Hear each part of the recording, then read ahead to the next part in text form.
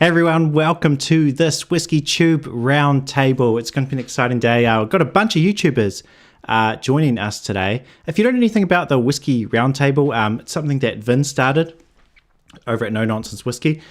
And he's kind of just been passing the baton, so like basically all the whiskey YouTubers, particularly the ones who like talk a lot about single malts, you know, Ralphie and Roy and stuff. But we thought, well, I'll give it a go this time.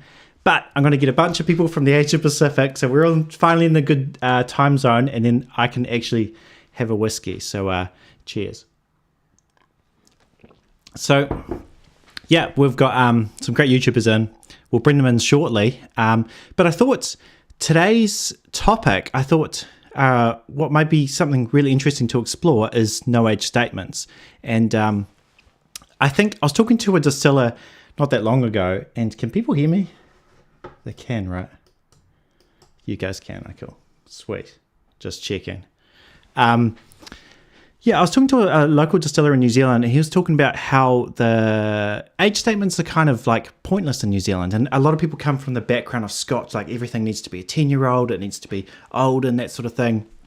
And he was like, it doesn't make sense in New Zealand. And even comparing New Zealand whiskies up north, you know, like Waiheke or Thompson or 1919, where the climate's subtropical, because it's going to be quite different to the distilleries down the bottom of New Zealand, like Cadrona, which is by a ski field. So it's quite interesting how this is all happening, but it also means that since like Scotch is not the only single malt out there anymore, comparing age statements is getting kind of less and less it doesn't really make sense. I talked about this in my myth video.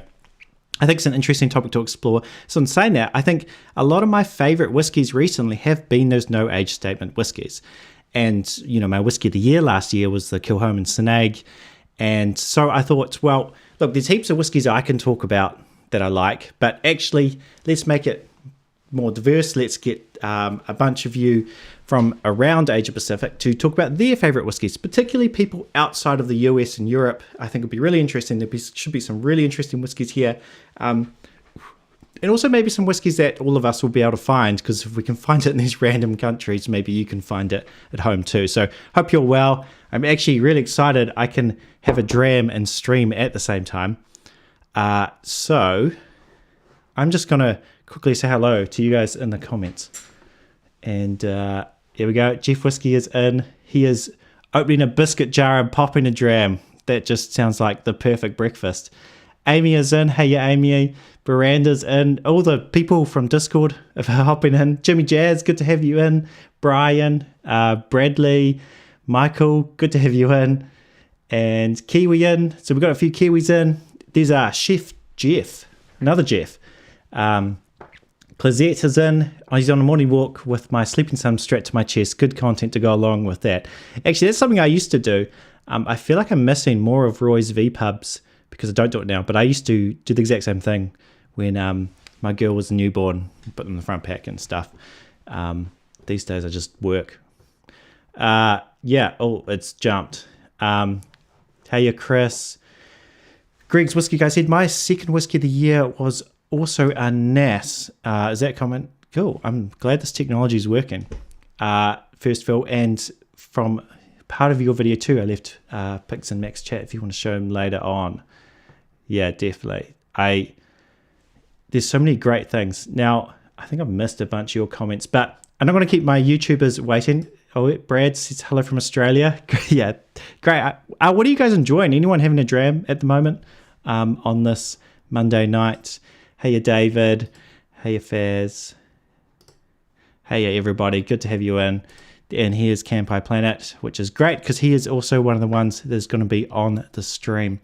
So in terms of like what we're going to talk about tonight, I thought I'm not just going to generically talk about the best no age statement whiskies. I thought let's do some categories. So we're going to do like a budget banger, like something that's good value. That I've got my first one here, something that you'd put in a neat, you'd drink neat, or maybe for you guys in the Northern Hemisphere, if it's hot outside and you want to have a cocktail on ice, you can also put it on the rocks. So that's kind of how I've, sort of your budget banger, or just something like a good price. It could just be good value. The second whiskey is like that sort of perma shelf idea, a whiskey you always have on the shelf, a great go-to, and just something you really like, and you know what I mean. And the third one being maybe something a little bit unique, something rare, something interesting. Maybe it's a bit more expensive. And I thought this might be particularly interesting considering the YouTubers we have on today. There are whiskies we all probably have access to that a lot of other people won't. So I thought, well, this might be the time that, hey, there's a whiskey I actually really, really like. And I know most of you can't get it, but I want to talk about it because let's talk about whiskey. And that's awesome. So let's go over to the YouTubers, all the dudes, and bring them in. Hey everyone, can you all hear me? Great. Yeah. So what we'll do first is I think just let's go. I don't know in the app what order you're seeing them, but I'm seeing KanpaiPlanet, G Whiskey, Wade, and then Nath. So let's go in that order. Just say a little bit about your channel, just like 1 minute. Who are you? What do you do? And where are you based? And then we'll get into like maybe some just general chat, and then we'll get into our favorites of what whiskeys and stuff. So yeah, Mac, what's your channel? Who are you? And do you like whiskey or something? Actually, it's quite rare to catch me speechless, but you just dropped that bombshell over there. This is where I finally reveal many videos in that actually I don't like whiskey. In the meantime, let's continue pretending that I do. Normally I start off every video saying welcome to KanpaiPlanet, but no, welcome to First Fill Whiskey, or welcome to No Nonsense Whiskey indirectly. My name's Mac, and I'm the host and creator of the KanpaiPlanet WhiskyTube, actually DrinksTube channel. So what I'm trying to do is bring the world of Japan's drinks direct from the heart of Tokyo, which I guess answers the question of where I'm based. I started my channel in February 2021. I guess a few of us did a few things during that time of the global pandemic to pass the time. And I'm very lucky to have the support of many of the people who have tuned in today and others. And here we are now, 3.5 years later, joining these legends on a call like this. So I'm very much focused on Japan's drinks, and actually my picks are going to be all, let's not just say Japanese whiskey, but let's say Japan's whiskey, and we can dwell in a bit more onto exactly what I mean by that later. But yeah, thanks a lot, Phil, for having me, and looking forward to chatting with the other legends very shortly. Oh, good. Oh, good. That sounds really interesting. Looking forward to it. And now we're going on to Jeff G Whiskey, but not the Jeff Whiskey, the other Jeff Geoff Whiskey. How are you? Yeah, good. Yeah, good. I appreciated all your roasting recently. I've decided that this will be a great time to announce. Look, see, here's the thing. I'm going to be straight, all right? Mate, all the stuff about me being from South Australia is just not good enough, right? So I think there's only one way we can resolve this, and that's like any YouTube channel. Like, I was thinking, how do YouTubers normally resolve conflict? And I thought, well, what about a 3-round boxing match?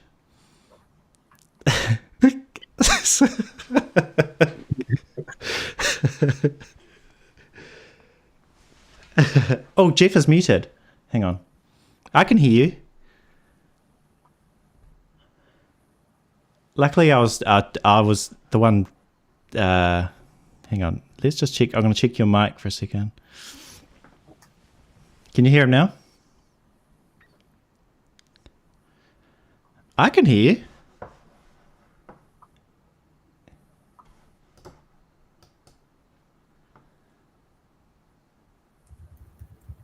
Huh. Is like a setting on yours? Is it muted? Okay. How about, okay, what I'll do is I'll jump to Wade and I'll just fiddle with some buttons in the background and we'll come back to you. Let's go. So, Wade, tell us about yourself. Who are you?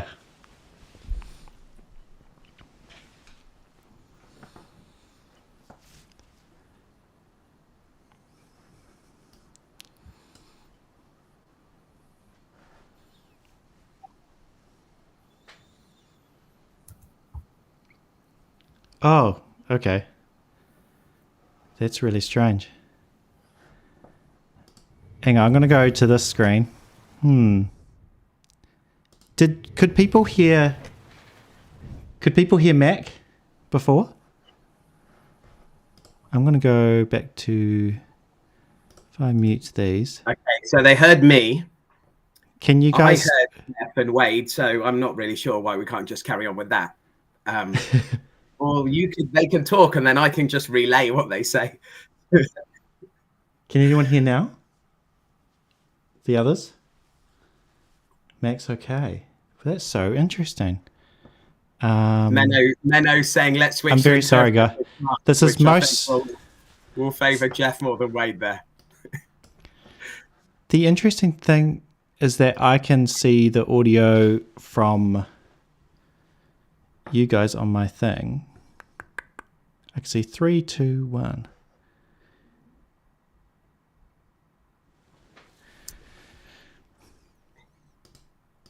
No, I just did the same thing. I'm sorry, everyone. Things as well. Let's test. Might as well test that out. Nate, So, can you say some words?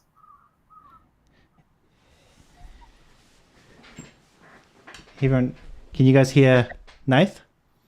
If you can hear Nate, please do your thing. The chat is very helpful here, helping us troubleshoot this. Okay. Whiskey enthusiast, big shout out to him. He's saying nope. I think. I'm gonna. Yeah. That's so interesting. Let me just. It's probably on my end then. I'm wondering if You keep troubleshooting. I've got to keep the crowds entertained by doing what he does and masterfully going through the chat.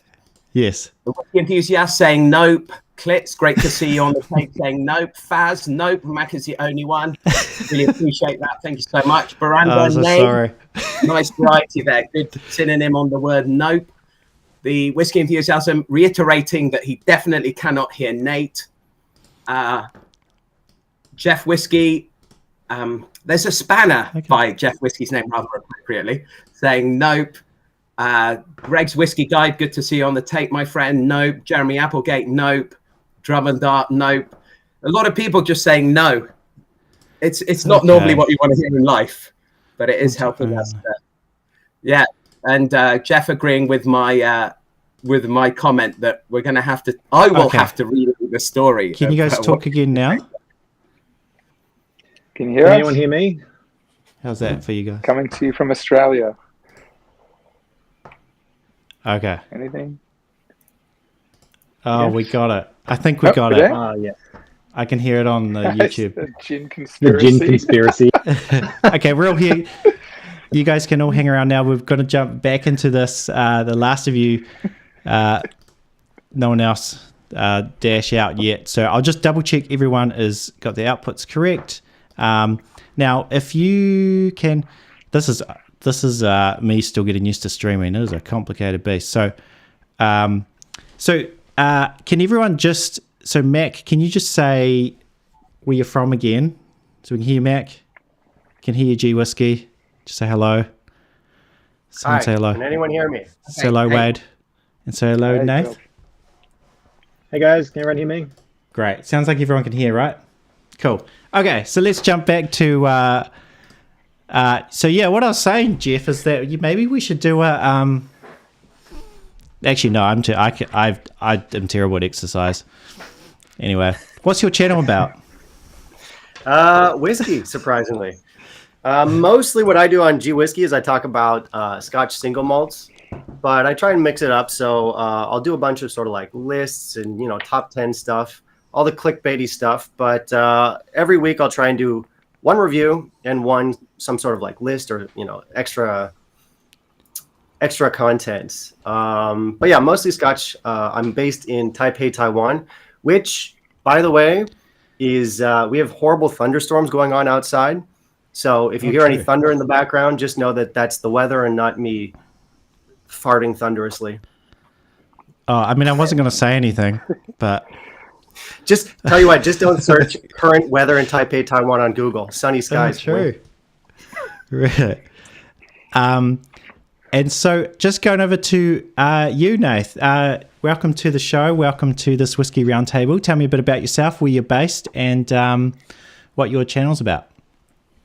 Thanks, Phil. So I'm the laird of the Queensland Malt Whisky Society. So we've got 7 tasting clubs throughout Brisbane, and I've been involved in that since 2015. And you just sort of notice after a while the same questions get asked when new people come along about whiskey. So I started doing YouTube videos to sort of have a bit of those explainers, because I figure if people in my clubs are asking for them, then obviously everybody else is. And it just sort of grew from there. I was focusing a lot on Scottish single malts, but now I've got, a real love and interest in Australian whiskey. I really want to see that industry thrive. So I'm trying to alternate between tasting your traditional Scottish single malts, but also doing reviews on Australian whiskey. And this year I really want to delve a lot more into bourbon, because I know what it's been like for you guys. When I first started drinking, the only bourbons available in Australia was Jack Daniels and Jim Beam. And now I've come to learn that there's actually good bourbon out there. Oh, cool. Oh, great.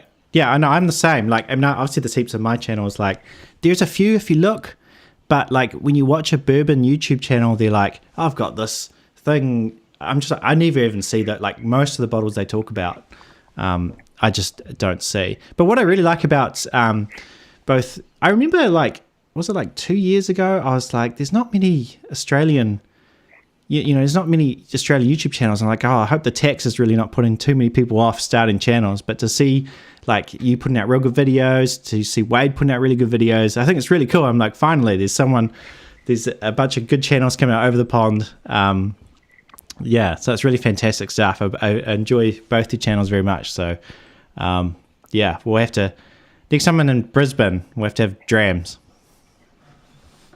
I think a video with the 3 of us all doing a bit of a blind tasting would be great content. Yeah, well, that would be good. We'll need a lot of subtitles though, especially for Jeff. I guess that I've kind of. Do people hear the intros on the other people? Do people hear Wade's intro?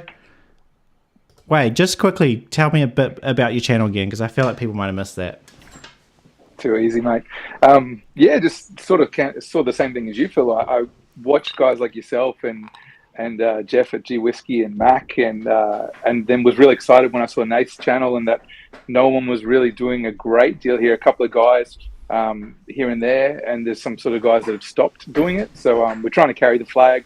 Nathan and I both in Brisbane, and we've got as good a selection of whiskey as anywhere else. So I figured, why not represent Australia a little bit and talk from our perspective and represent this side of the planet.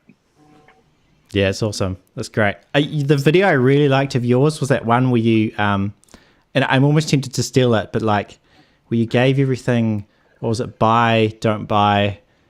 Oh man. Yeah, if you guys haven't watched that video, that was entertaining. That was great. Yeah, that was a good one. Steal it, mate. I steal all your edits, so yeah. that was a great video. Thanks, so go. I wanted to just kind of talk briefly before we jump into our whiskey picks about What do you guys think kind of is the state of no age statement whiskies? Like I feel like a few years ago, it was like, you want an age statement, but maybe that's a bit different from all of us from countries where actually that's not going to be the norm. But still, at the end of the day, most of us probably primarily drink Scotch. So, if anyone has any thoughts on what you think about it, is your views changed? Do you still think there's a place for an age statement? What do you reckon? I feel like age statements a few years back, it was kind of like people did not want to see a no age stated whiskey. I remember there were some channels that just didn't want to discuss no age stated whiskeys at all. And I do feel like that attitude has kind of shifted a little bit. I think that might have to do with the fact that there's so much world whiskey out there where we can't really compare it to age stated stuff from Scotland. But I also feel like in the Scotch industry itself, it's just established itself as such a norm. And because there are some really solid no age stated offerings out there, it's just not a category we can afford to ignore anymore, right? Yeah, and I think I remember talking about that in my history video, like part of the reason age statement really became popular was because in the 80s of a crash, and suddenly everyone had heaps of stock. And then 10-year-olds were so cheap that everyone was like, I'm not going to buy a 5-year-old, I'm going to buy this 10-year-old. And, that's kind of carried on up until probably recently. I feel like a lot of great whiskies I'm buying now are those 7-8-year-olds. And that's just Scotch, it's not wood whiskey. Yeah. I think it was I think Glenfiddich really did the big push on that. They found they had so much old whiskey that they just started really ramping up the marketing that a 12-year-old whiskey was better than a blended whiskey and ran with that. True. And that's what I found quite interesting about Kilhoman's thing. And look, I love Kilhoman, my whiskey of the year last year. And they're all like, age statements don't matter, we don't need them. And then they brought out a 16-year-old, which is like so expensive. And I feel like if you read between the lines, they're saying age statements do matter and you should pay for it. And I was, there's something about that kind of was interesting when most of the marketing up until then was like, we don't do age statements. I don't know what you guys think about that. I'd say similar for Australian whiskey. Like that, until very recently, almost all of our whiskey has been no age statement. And you can find whiskeys that are 2 or 3 years old that are incredible, like beyond what you would imagine at that time. And now we're seeing age statements because our industry here being sort of reestablished in that sort of early to mid 90s from Bill Lark, we're only sort of 30 years in. So some of the stuff we're seeing now, the oldest age stated whiskey in this country coming out of Sullivan's Cove, we're starting to see 22 years and 24 years. Oh, true. But that's the exception, and those are phenomenally expensive. Like that's not the norm. So maybe in time Australia will have it, but for us, it's no age stated whiskey is kind of pretty much our whole market. Well, those age statements from Australia that you referenced, Wade, they're all Tasmania, and correct me if I'm wrong, but I don't think there's any age statements anywhere on the mainland. That's just because our angel share is massive. For you to have a 10-year-old whiskey, there's not going to be much left in that barrel by the time they're actually at the bottling stage. Yeah, I can't think of any off the top of my head, mate, that on the mainland have an age statement. Someone in the comments might know. Yeah. Well, I think another part of it too is 12 years in Scotland is hardly going to be 12 years in Australia, right? So it's not just because you see 12 years, it's not an equivalent, speed of aging. Right. Right. Absolutely. Yeah. Japan, and yes, carry on. No. Just wanted to jump in and say the Japanese experience has been quite interesting because the first widely available single malt in Japan was released only in 1984. Right. And that actually, ironically, was a no age statement. It was what is now the Yamazaki 12, but they didn't bother putting an age statement on it. And what the big players did is they had age stated ranges. The youngest whiskey was typically 10 years. And then around about just over a decade ago, we saw what Stefan van Eycken, the author of Whiskey Rising, the seminal book about Japanese whiskey, calls the crossfade to NAS. So they sort of started dropping the very youngest age statements and instead replacing them with a no age statement, which gave them much more flexibility into what went into the bottle, which has served them well, given that we've now had this hit on aged stock in Japan, which is why it's very difficult to find age-dated Japanese whiskey around the world. So it's been fascinating for me watching the last 7 or 8 years of Scotch whiskey, because it actually has mirrored a little bit what's happened in Japan. You know, they've put away some of these youngest age statements in Scotland, replaced them with no age statement bottlings, and then kind of told the market, you should be happy with this. And really it just benefits the distributors and the producers, because they're able to mix up the recipes in these things to suit what stock is available. Yeah, and that's interesting. And I feel like a few years ago, this was probably my biggest reservation for Scotch whiskey, not world whiskey, when all these no age statements were coming out, was that I was like, they're charging the same price but putting no age statement. Like, are they ripping us off? Like, but I think after a while I realized, you know, it just, at the end of the day, it comes down to taste. And so like when I try Kilholm and Sinag, I'm like, hey, it's a great whiskey. What can I say? And I think my kind of presuppositions about that have broken down. Oh, got a few members. No Nonsense Whiskey has gifted 5 memberships. So if anyone wants to become a member and have cool Peter the whale, that's a little whale. You can use the emojis and stuff. But thank you very much for becoming a member, supporting the channel, keeping the stream going. Make sure next time I don't have tech issues. And yeah, thank you very much. I just also an interesting comment up here as well about that.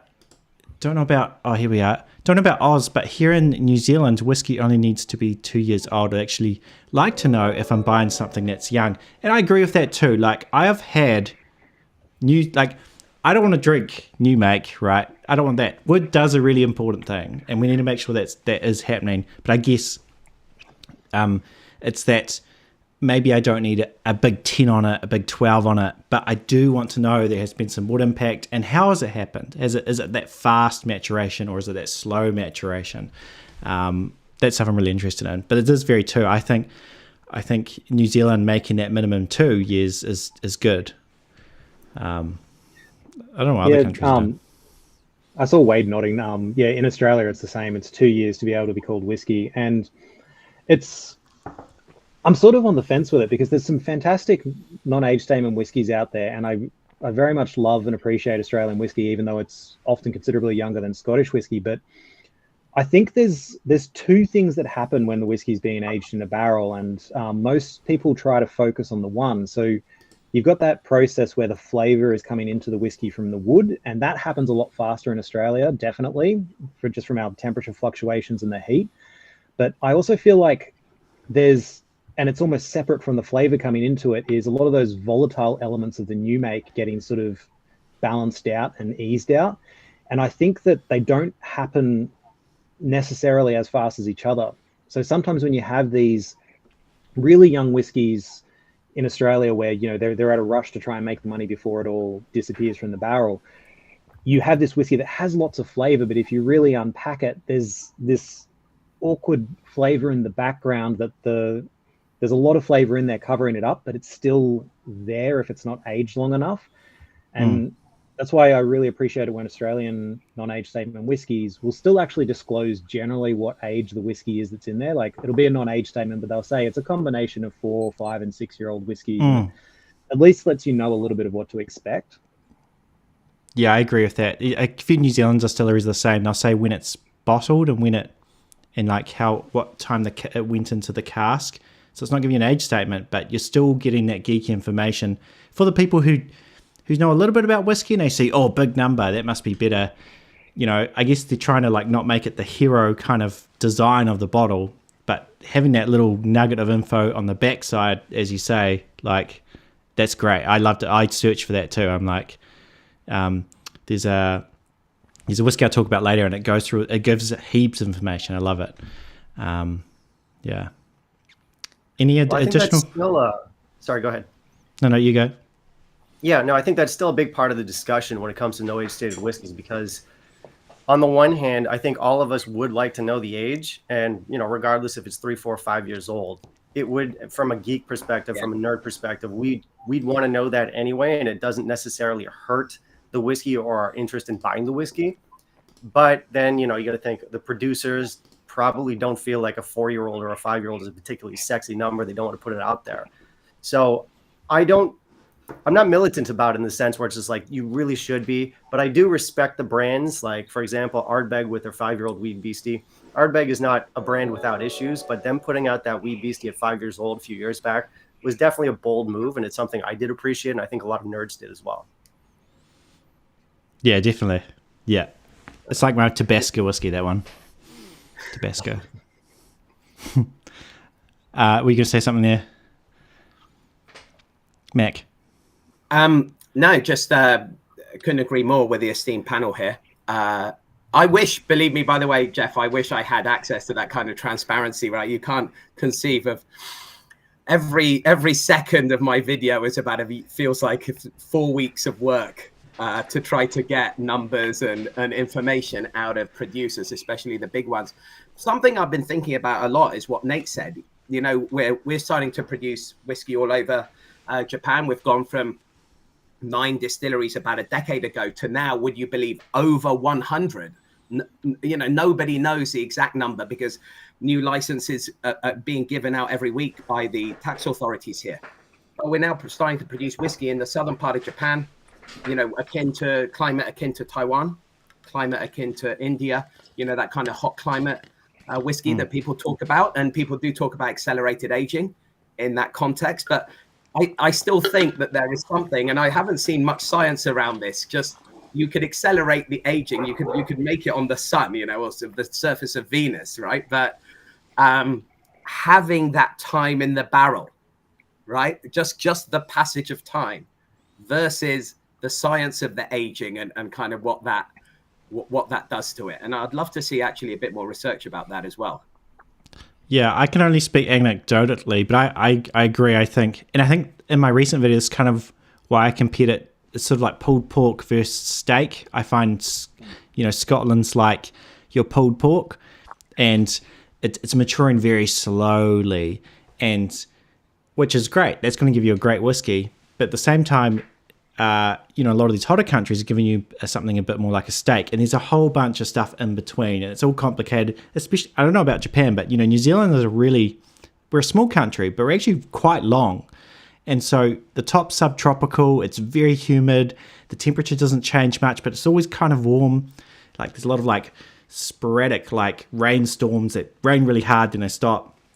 Whereas when I lived in Christchurch, it was drought. And then it would be a storm for 5 days, and then the winter it would snow, and then you would have 4 weeks of just sun, and it's just quite different. And I think there's something about, and when I have had whiskies from both places, I mean this is anecdotally, I don't know the science, but it does seem like there's something about the way the whiskey's almost been cooked. I mean, if you could say that gives a different result. And I've had great from both, but there's definitely, in the same way a small cask and a large cask is going to have quite a different result. Right. Well, I have an opinion about that. I want to throw it out there. I want to see if the panel agrees with me. In my experience, I haven't had too much in the way of New Zealand, Australian whiskey, but I've had plenty of, obviously, Taiwanese whiskey. I've had some Indian whiskey. And in my experience, the whiskey from the hotter climates, very, very active casks, very cask forward, and they tend to have very intense, loud flavors. And some of them are fantastic. For me, I'm still primarily a Scotch drinker because I feel like with that slower maturation, you do get a little bit more nuance. Mm-hmm. So a lot of the warmer weather stuff, it's louder, it's bolder often, and it's more intense, but not quite as nuanced. That's my take. I don't know if anyone else here feels the same. Yeah, look, I agree, especially when, like you said, there's big, bold flavors. Sometimes it kind of feels like there's a choir and there's just one or two people that are really belting out the lyrics and everybody else is just backup, whereas a Scottish whiskey often comes across as a little bit more of like a symphony, of a perfect harmony where everything's nicely in balance. Yeah, I'll be interested to see how people's palate... I remember when I first got into whiskey, because I don't know how much my palate's adapted to the Scotch palate, And like when I first got into whiskey, I thought Scotch was disgusting, but now I think it's great. But will people's palates adapt to kind of a different climate of whiskey? I don't know. Like maybe they will, because I mean, for most people who've never had whiskey, like it's kind of they're like, this just tastes like petrol. What are you doing? But yeah. Now I think we should probably move on to maybe some of our whiskeys that we like. Talk about some of the picks. So for this first round, we're going to talk about some budget bangers. Some whiskeys that we think. I gave kind of loose rules for this. You guys probably all interpret it maybe different, but I was just thinking something either budget or maybe just find really good value. And I think there's a lot of no age statements in this category. And so I'll be interested to see what some of your ones are. So, I mean, I'll start with mine. So the one I really have been enjoying, especially here in winter, is this one here. Can I get a close up of the Wolfburn? This one's the Morven. It's a lighted peaty one, and yeah, I've been really enjoying it. But really, it's not so much. This is my favorite no age statement whiskey. Can I get that? Is that going to work? It's not so much that it's my favorite like no age statement whiskey. It's more that in New Zealand, this is actually crazy good value. Like it's the same price as a Glenmorangie 10. And when I'm putting it in that category, I'm like, this is, you're getting 46%, lightly peated, natural colour, non-chill filter, all that.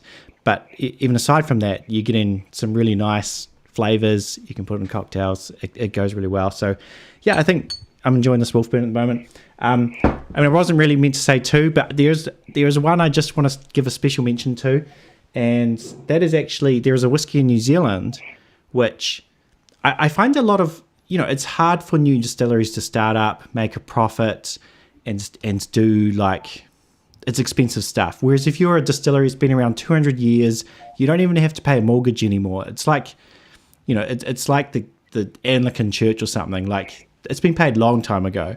And so all you got to do is make whiskey and sell it. Whereas, most New Zealand distilleries are paying huge mortgages and stuff.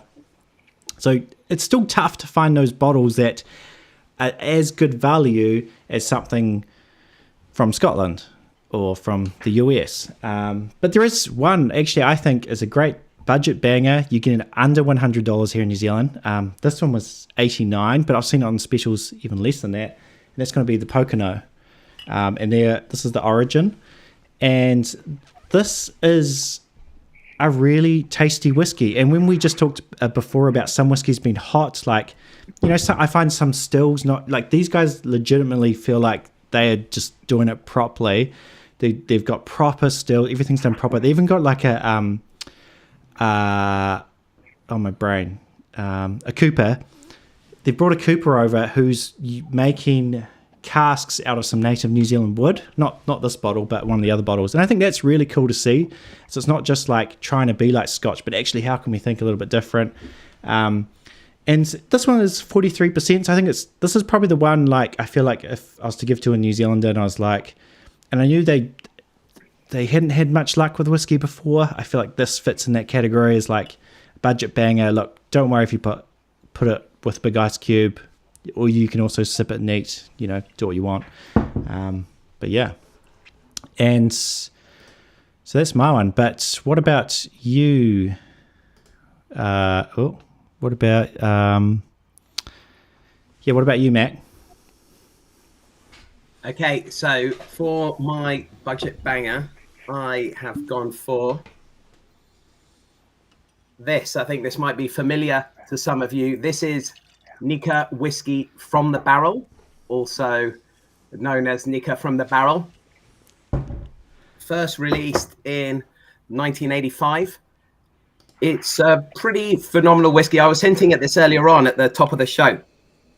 It is not a Japanese whiskey as defined by the new standards released by the JSLMA, the Japan Spirits and Liqueur Makers Association, meaning that all the components have not been made in Japan. They've not been, the fermentation, distillation, maturation hasn't taken place here. So it is a world whiskey. The majority of it is made in Japan. So Nikka, the second largest whiskey company in Japan, they have 2 distilleries, or Yoichi, which is very famous, the distillery set up by the godfather of Japanese whiskey, Masataka Taketsuru, in 1934 up in Hokkaido, and then Miyagi-Kyo, which was set up in 1969. And the company assure me that the majority of the whiskey does come from Japan. And then the rest is just components, I think primarily from Scotland. They talk about over 100 different components kind of in each batch, but there is batch variation. And it is at the moment 3,200 yen. There's just been a price rise. So for those of you who've gone and watched my video that I made about it, the price has gone up since then. So it's 3,200 yen before tax. There's 10% consumption tax in Japan. But it does mean if you're a visitor in Japan and you happen to spot one on the shelves at the RRB, first of all, enter the lottery immediately. You're a lucky bastard. And secondly, that is now about $20 tax-free. So I think it's fantastic value, even though you are only getting 500 milliliters. And the fact that there's this short neck here means you're going to spill half of it while trying to pour into a glass. There's a reason why human beings throughout time have bottled things in bottles with long necks. But that's my pick. I think it's great. Straight. I enjoy it on the rocks as well. It makes a good highball, which is actually the most popular way of drinking whiskey in Japan. And that symphony of components leads to a cornucopia of flavors, which is absolutely wonderful. There is batch variation as well. So always interesting to try to buy a bottle, then get another bottle a couple of years later and see how the recipe has evolved. Yeah, just I guess the only thing about the small neck is it gives you a little adrenaline rush because you don't know what's going to happen. So it adds a little bit of excitement. Well, oh no. Yeah, exactly. Am I going to be licking the table, or am I going to be?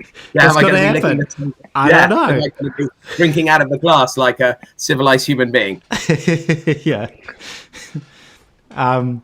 So who do we have? Who do I have next? Jeff, what do you reckon? Anything? Okay. No, nothing. Yeah, no, I have a couple. You did 2. I'm going to do 2 as well. All right. So the main one, I've got it. Here's the thing. I don't actually have the bottles, but I have similar bottles. So what I'll do is I'll pull out my first one. I've got the Glenglassaugh 12 here, but that's not the whiskey that obviously not aged. It's age dated. It's not the one I want to recommend. I don't have it on me, but the Glenglassaugh Sandend is a pretty recent release. I think it only came out last year, maybe 2 years back. It's part of Glenglashaugh's new line. They had an older line. It was not much of a hit. People didn't really talk about it. And with the new line, I don't think it's really taken off, but it's certainly more popular than it once was. And of the 3, they put out a 12-year-old. They put out a peated port one called the Port Soy, and they put out one called the Sandend. Now, for me, the Sandend was easily the best of the lot. That one is 50-point-something%, I forget. Over 50%, non-chill filtered. I think the color is natural, although I don't hold me to that. And our casks are bourbon, sherry, and manzanilla. What I like about this one is that it's got a little bit of a coastal twist, more than you'd expect from Glenglassaugh. Glenglassaugh is actually quite near the coast, northeast of Scotland, so it's not West Highlands or anything, but it's got a somewhat coastal profile. And that was a really interesting find for me because it was the 3rd of the new line that I tried, and I liked the first 2, but I wasn't kind of blown away. But the Sandend was legitimately a nice sipper, so that's one I want to put out first. And then the other one, another bottle that I don't have on hand, but I do have a similar looking bottle. This one is a Leipzig. This happens to be a 9-year-old cast strength, but I want to recommend the Rioja, no age. That one is just wildly cheap. Like, I don't know how they're getting away with it. The price on that is absurd. And I know Leipzig 10 is legendary for a lot of people. It's going to be blasphemy for me to say this, but I actually prefer the Rioja, which is cheaper than the 10. I prefer the flavors in that. Obviously, Rioja cask finished. It's heavily peated, big, bold flavors. Just a really fun whiskey. Yeah, agree. It's very good. Actually, before I jump on the thing, I got a question here. Aiden has said, "Kia ora, lads. I'm going on a camping trip with 3 bourbon drinkers this weekend, and I want to turn them on to Scotch drinkers. Got a budget of $200 New Zealand. Any recommendations, please? Quick fire. What would you guys give to a bourbon drinker for Scotch? For you first, Jeff. Anything top of your head? Oh, bourbon drinker. So I guess I'd start with something sherried. Yeah. Right, because bourbon tends to be Sweeter. quite sweet. Sherry leans in that sweeter direction. First, I'd ask them what kind of intensity they're looking for. If they want something more of like a sherry bomb, maybe go for an Aberlour. But if they're used to that, what's the proof? 80 to 86. If they're used to those lower proof bourbons, then maybe, what's a What good about you? sherry? What about you, Matt? I actually can give a good recommendation for a Japanese whiskey for a bourbon drinker. Yeah. But it's my next whiskey. Shall I just reveal it now? Or can I save my answer for later? Yeah, just reveal it now. We'll get into it. What have you got? Show us what you got. Okay. Well, all right. So this here, the Fuji single grain Japanese whiskey. Absolutely fantastic. So the reason why it works for a bourbon drinker is actually this is kind of a grain whiskey, kind of a vatting of the bourbon tradition meets the Canadian grain whiskey tradition and the Scotch grain whiskey tradition. So they use a doubler. In fact, the only doubler that's used outside of America is being used down at the Fuji Gotemba distillery in the foothills of Mount Fuji, where Kirin make their whiskey. So that's my reveal, but I'm going to save it for later in terms of doing the drill down. Definitely. And so, sorry, how much was that one? Is it quite good value? The question, I don't know whether you can even buy it in New Zealand. True. Yeah. Yeah. So I'm going to look up whether you can get it down there, and then we'll see if it fits the 200 New Zealand dollars criteria. But in Japan, it's fantastic. You can often get it for around 5,000 yen, which is about $35 at the moment. Right, really? The yen is such toilet paper right now that you should all be flying up to Japan and just actually buying Scotch here. True. Yeah, I was in Korea recently, and I was actually horrified by the prices I saw there. It's far cheaper for those guys to come and have a good weekend drinking whiskey in Tokyo and then fly back than it is for them to actually drink it in Korea itself. Yeah, true. Yeah, I remember when I went to Japan. I got a Yoichi for it was like 30 euros or something. And I came back to NZ and I saw literally 3 times the price. It was wild. Yeah. Like just in an airport. I was like walking through and I was like, oh, whoa, hang on. And I actually bought 2. I bought one from my brother-in-law as well. I bought the Mikiya, I'm not pronounce this right, Mikiya. Miyagikyo. That one. I see somebody hasn't watched Sorry, my accent. Japanese whiskey video, Phil. But yes, Miyagi-kyo is what you're trying to say. That one. And that's exactly the bottle I always buy. Like I go to Japan every year, and Miyagi-kyo, the no age stated simple Miyagi-kyo, that one is incredibly cheap, great bang for buck. So yeah, definitely a good one to buy in Japan. Yeah, they have just put through some price rises, but it's still pretty good for a liquid that probably has an average age of around, given no age statement on the bottle, but very appropriate to bring it up, but probably an average age of around 6 to 7 years. The big producers typically in their no age stated bottles do have liquid around that kind of 6 to 8. And yes, our little hand model there, Phil is holding a bottle of it's even got my deformed hand in it. Yeah, that was a great video, by the way. Wabi-sabi. What is it? The perfect imperfect. You got my deformed finger in it. Fantastic. Good. You, just like I plugged my how to pronounce Japanese whiskey video, you plugged your video about by holding the bottle like that. So very good. Yeah. And Wade, what have you got? What's your budget banger? My budget banger? Glenmorangie Signet. No, I'm just kidding. Damn, I need a new job, whatever your job is. Yeah. No, making that YouTube money. No, I think for me, probably similar to a lot of what's sort of been floated is Kilchoman. I prefer the Sinag, but the Macchia Bay in my market is the cheapest of all. And for someone like me who likes peated whiskey with a nice bourbon barrel influence at $100, you can't go past it. And it doesn't taste any less than like an Ardbeg 10 in my mind. I think it's fantastic. So that's probably my budget banger, definitely the Kilchoman Macchia Bay. Nice. Yeah, I agree. Yeah, that one's good. And what about you, Nate? I haven't had a bad Kilchoman, mate.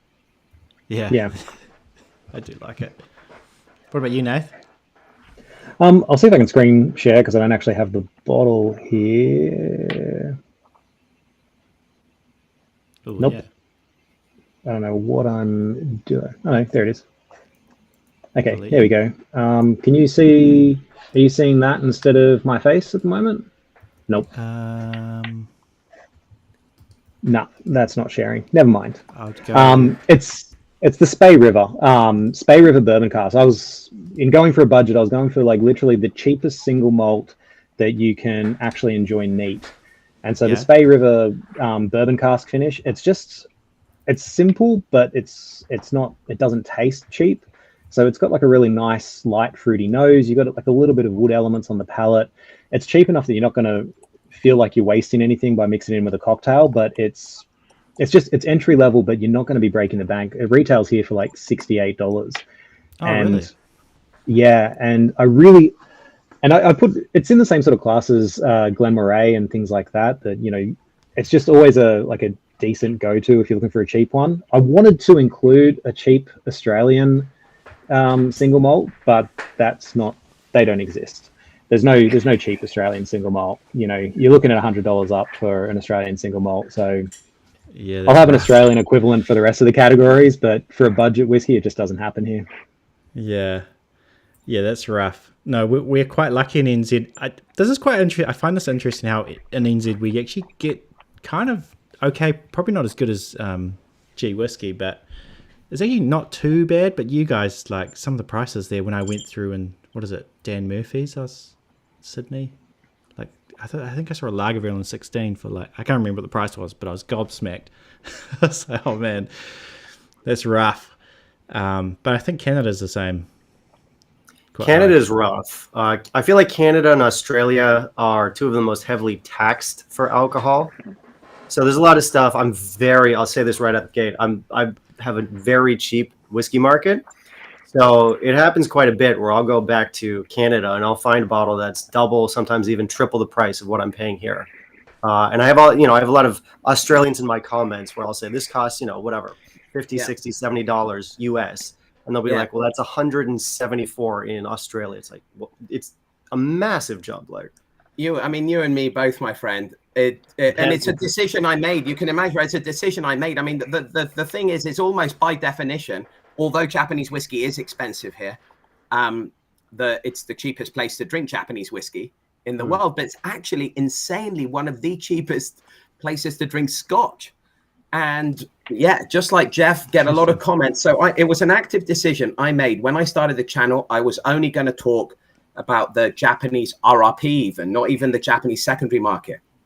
And yes, prices are going to vary around the world, but you can't address all of that. And I'm not a big fan of flipping and auctions. So I didn't even want to really give that any mileage in my videos. So it is a difficult thing, global pricing.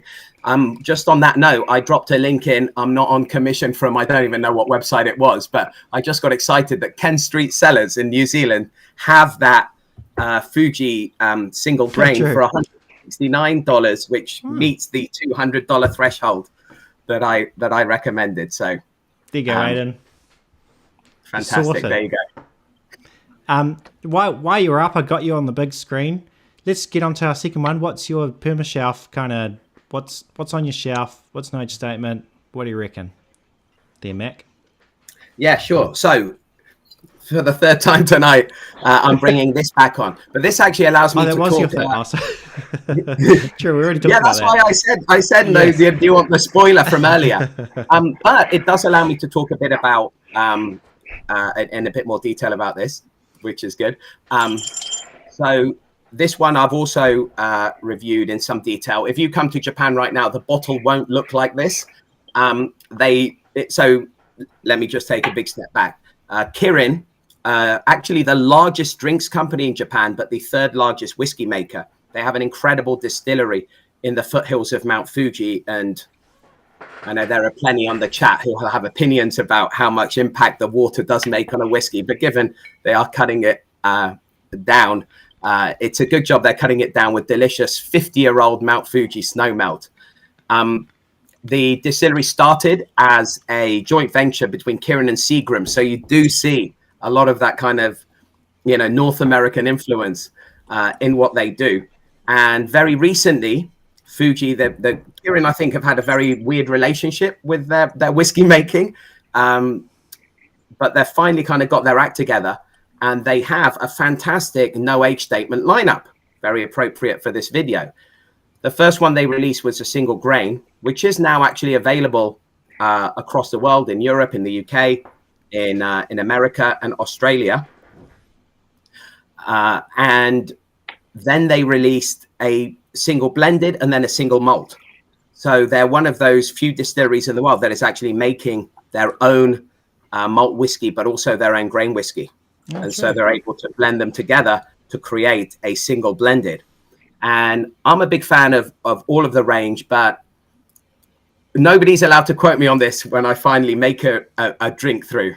But I really, really like this single grain. I think it's absolutely fantastic. I also think it makes a great souvenir from Japan. Not only can you buy it incredibly easily for about $35 US, you also get this nice Mount Fuji in the base of the bottle there, making it a phenomenal souvenir for people too.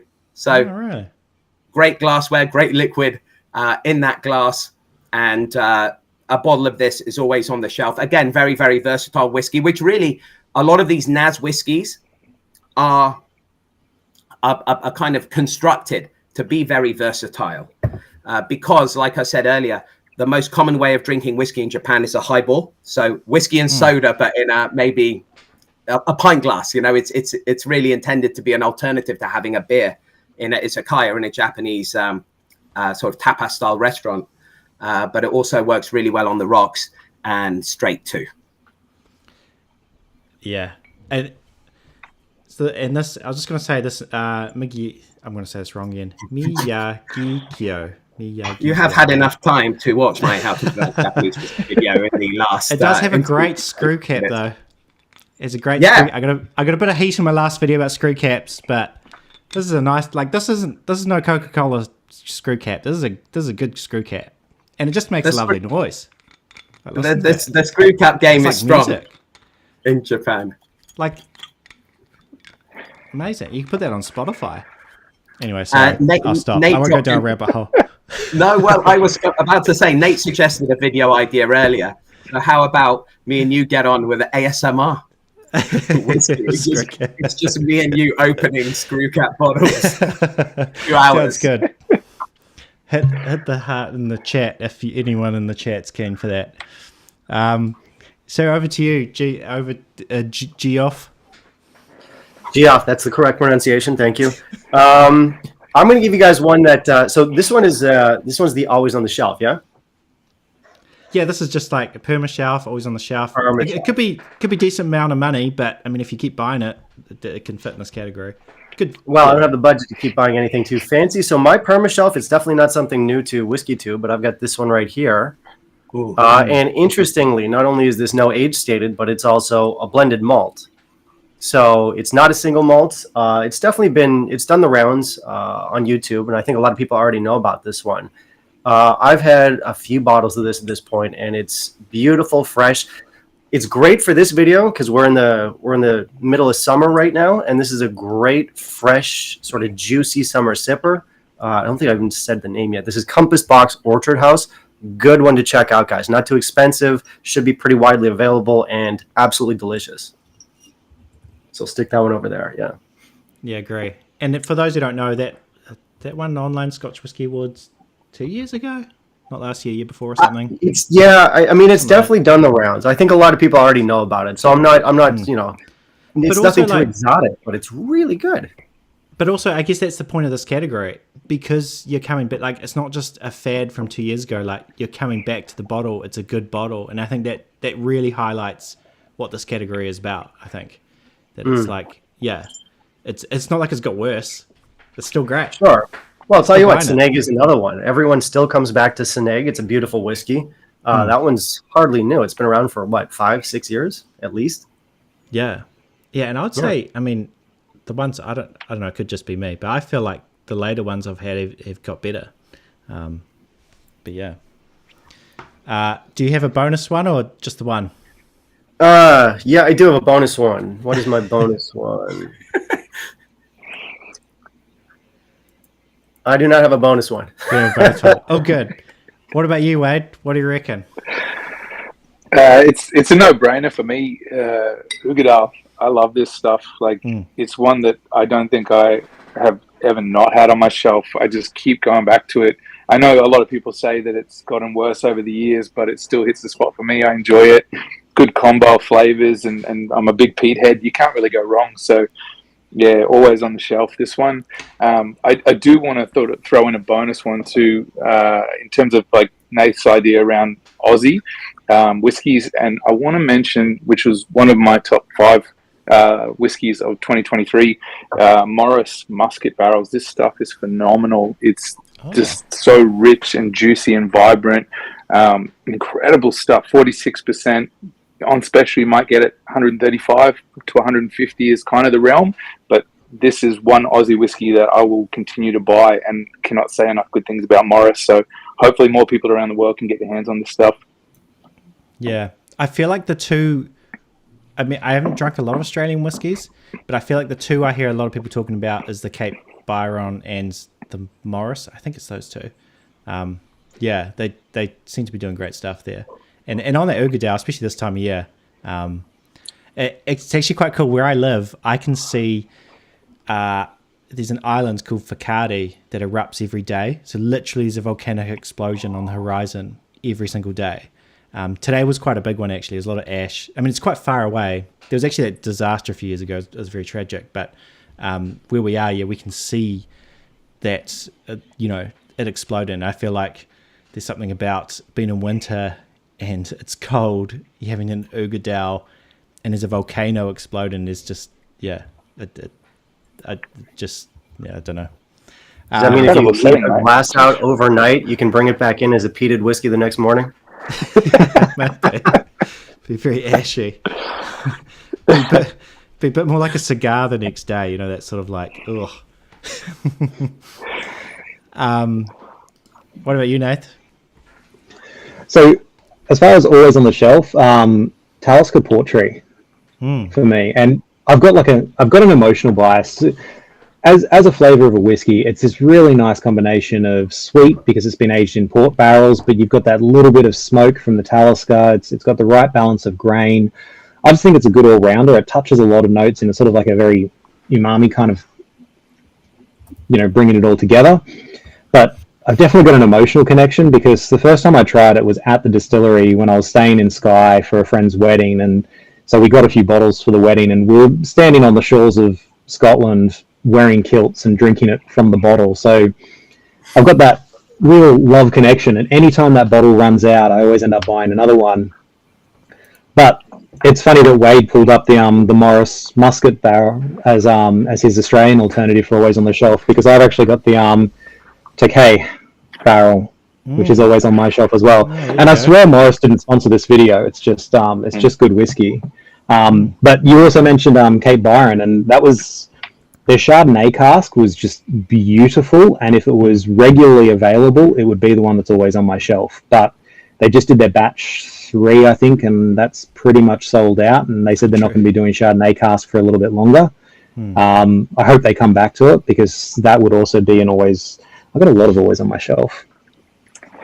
Yeah, And I feel like both those whiskies, there's a lot of whiskies, and there's some in New Zealand too, and I feel like in Australia, a lot of them age in those smaller casks, and you get a lot of very tannin-y whiskies. And some people love those, but I'm not a huge fan of high tannin whiskies. And I feel like, I haven't actually had the Morris, but that Cape Byron is something that's not going to give you that sort of tannin bomb that some of these other distilleries will give you. And you probably won't ever with those ones, because Morris, they use their wine barrels, because Morris is actually a winery first and then they started a distillery. Right. So they're always going to be using wine barrels and wine barrel size. But then Cape Byron was co-founded by Jim McEwen from Brookladdock. And they're very much taking a lot of his cues. So they're never going to go for that small barrel technique. Yeah. I mean, that's, some people love it, but yeah, as a personal preference, I find the ones, if they put in a bigger barrel, I'm kind of leaning towards that. Unless, like, I like some of the quarter casks coming out of Scotland, but I mean, some of the small cask stuff I've had in NZ, I'm not super keen on. But there's less and less of that. There's a lot more options out there now. So we'll jump now to our. I didn't even talk about my whiskies. My one, always on the shelf, is going to be. There I am. It's going to be this one, Ben Romick Cask Strength. This is good in winter. I love it. I'm replacing it a lot. I really like this whiskey. First fill casks, just a cool name, First Fill. I think, great job on that one. And this one's 57.2%. I really like the Ben Romick character. I think, we all have different preferences and stuff, but something about the character of Ben Romick, that's that naked spirit of what Ben Romick is. I just so good. And I can see why people say that it has that almost that kind of some people compare it to Campbelltown stuff, and I can see that it has that kind of mustard, pepper kind of notes. It's great. I love it in winter. I just love it all year. It's great. It's just a great punchy dram. I did have another one that has become a new whiskey on the shelf. That's 3. Maybe I won't talk about that. I've talked about that too much on the channel. I'll talk about it and thing with you guys, with talking about some of your local ones. This distillery in New Zealand, I always find they have great prices, and I feel like this is going to become more and more on my shelf. But it's going to be this one here, the Thompson Peat Smoke. This one's interesting because it uses New Zealand peat rather than Scotland peat, and really enjoying it. 46%. It's a really nice whiskey, a bit like the Waiheke using New Zealand peat. I think if you do come to New Zealand, I think it's worth trying how peat can actually be quite different. And it's really surprising. You sort of think you know what a smoky whiskey is, and then you try something like this or something like the Waiheke stuff, and you're like, okay, yeah, it's smoky, and I recognize that smoke, but it's so different to what I normally associate with smoke and whiskey. So that's something I think it's quite good. The one I was going to mention, I'll just say quickly, is going to be the Lag Kilmorey. I feel like Lag's becoming my new sort of... it's the one that's kind of... I get more and more interested in it. They keep releasing good stuff. The sherry cask one is almost similar to an Ugadal. It's got that sort of sherry, it's smoky, it's just kind of that real winter dram for me. But let's jump on to our kind of sort of premium picks, maybe some rare picks, interesting picks. So we'll start off with, let's just go like that, and let's start off again with you, Mac. Sure. This is actually a very difficult one because there's a lot of special edition Japanese whiskey that is released with no age statement whatsoever. There's even a lot of single casks that come out, and of course they don't have an age statement on there or any information about how long the aging has been. So I have a wealth of whiskies to choose from. So there were a few candidates. One of them actually was the first ever Yamazaki, which was released back in 1984, was which we kind of now know. I'd say there's a very big chance that it was a 12-year, but actually came out with no age statement on it. And that is an absolutely magnificent liquid. But my favorite, I think, Japanese whiskey that I've tried that did not have an age statement on it was one that I ended up making a video about. It cost 50,000 yen for a dram, which was at the time about, $400. Now is a little bit cheaper, about $320 or so. And that is a bottle that's known as the Kiyosato Field Ballet 30th anniversary bottle. So there's this very weird Germanic sort of quasi-European theme park in the middle of nowhere, quite close to the Hakshu distillery, founded by a guy who's now in his 70s and only wears Superman t-shirts all day, who's known as Georgie. And he has a bar, the most incredible bar for drinks lovers, called Bar Perch, on site at this place, which is known as Moegi no Mura. And he has set up a ballet, what is now one of the world's most renowned outdoor ballet festivals, known as the Kiyosato Field Ballet. And he has built up an incredible relationship with Suntory. They're just down the road with their Hakshu distillery. And so for the 25th anniversary of the Kiyosato Field Ballet, they did an incredible bottling for him. Then the intervening bottlings were done by the Chichibu distillery, 26, 27, 28, 29. And then for the 30th anniversary, they bottled what at the time, and I think still is, but maybe will change soon, some of the oldest Hakshu liquid ever bottled. So Hakshu is Suntory's second malt whiskey distillery. It was founded in 1973 and tends to make, peatier, sometimes heavily peated, but peatier whiskeys, certainly smokier whiskeys. So anyway, this bottle contained a vatting of Hakshu 30-year, Hakshu 31, and Hakshu 32. But those numbers are not written on the bottle, which is why it makes its way into this conversation right here. So that's my answer. And I'm going to stop there. I'd love when we've all had a go, we can circle back. But yeah, it was definitely the most hardest one, I think, Phil, of the categories that you put in front of us to choose from, because true. The sky is literally the limit for me. Yeah, it was to be a lot. Yeah. So there are 15 bottles of this thing in existence, and you can actually still go to Moegi no Mura and try this dram. So it is available. So yeah, go and enjoy, guys. Wow, crazy! That's crazy. And what about you, G Whiskey man?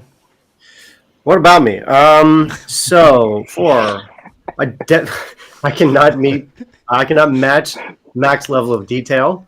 I'm going to talk about a bottle very briefly. The one I've got here is it's an Ardent American. This one is called the Paul Noir. This is a limited annual release, so it's not super hard to find. I think it's hard to track down, and I think it sells out quite fast.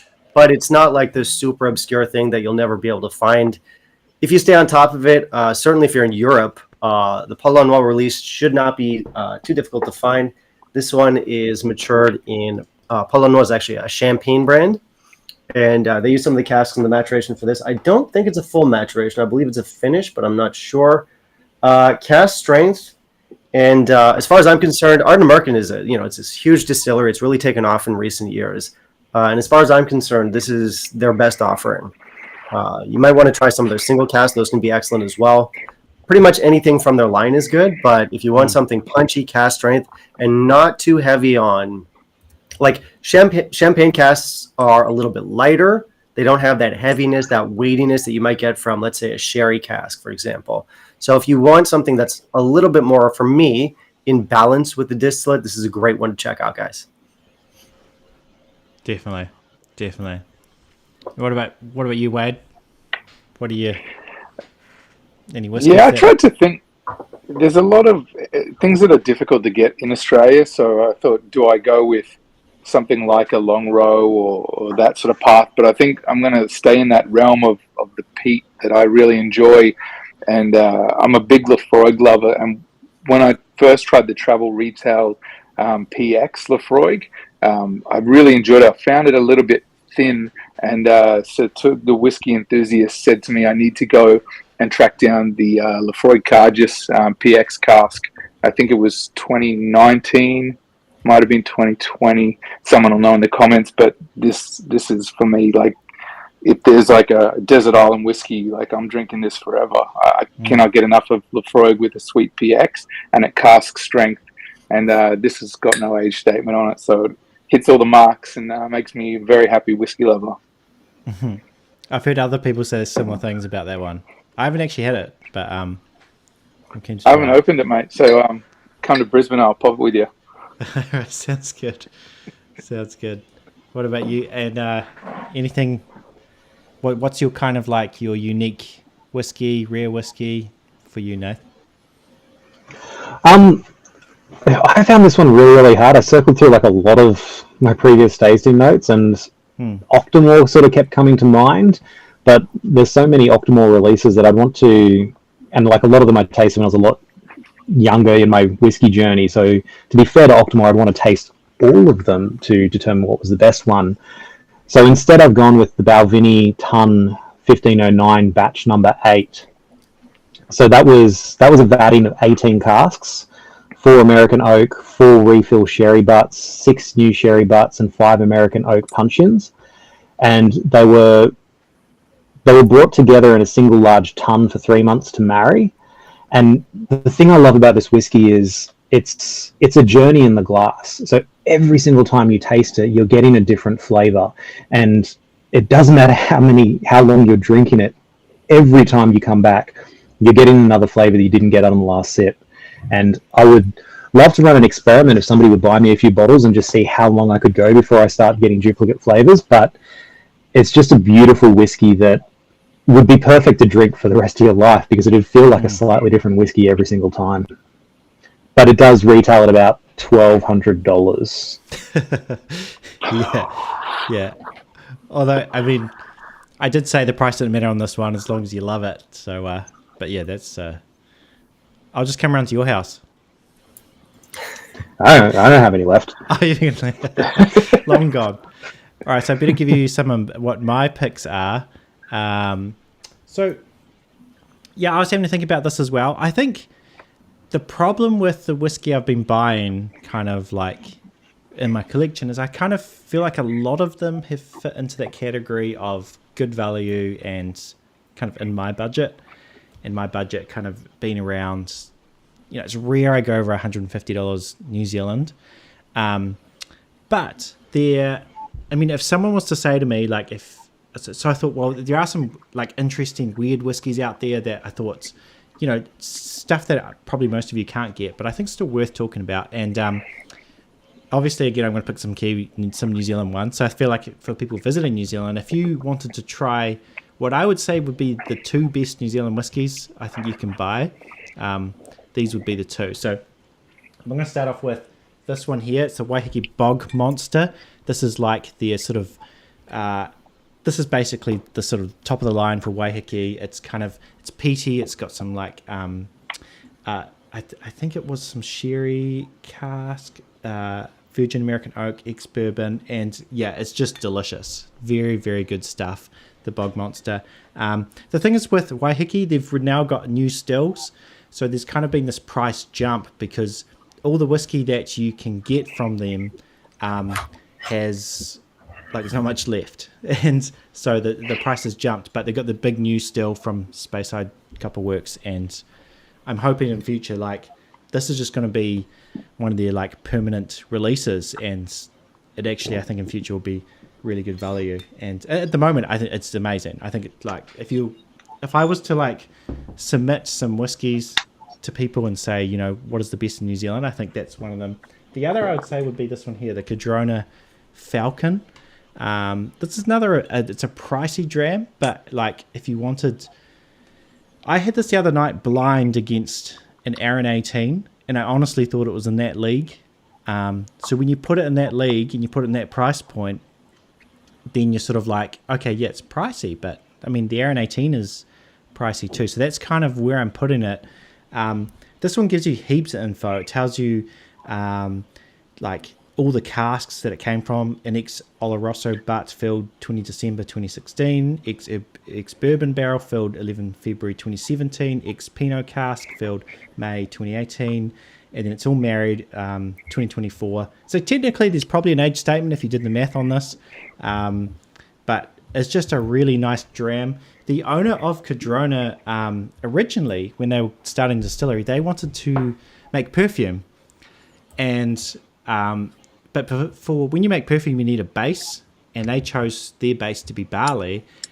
And so what's really interesting is they started like making, well, we might as well make whiskey then. So they started making whiskey, and it was really great stuff. So now this is like their main thing. But I still think that perfume, like that's, I don't think I've had whiskeys as floral as this. It does really, it is that sort of bouquet of flowers for me.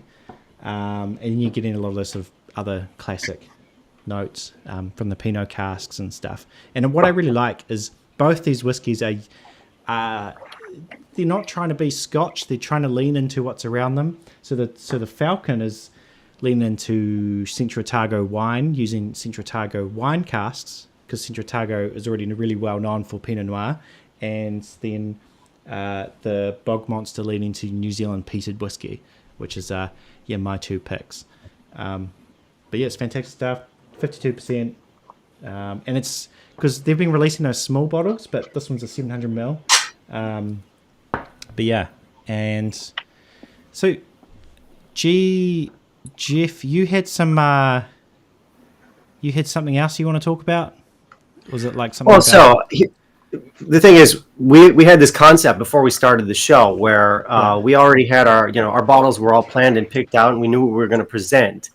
And I thought it would be fun to kind of cap that off with some on-the-spot questions.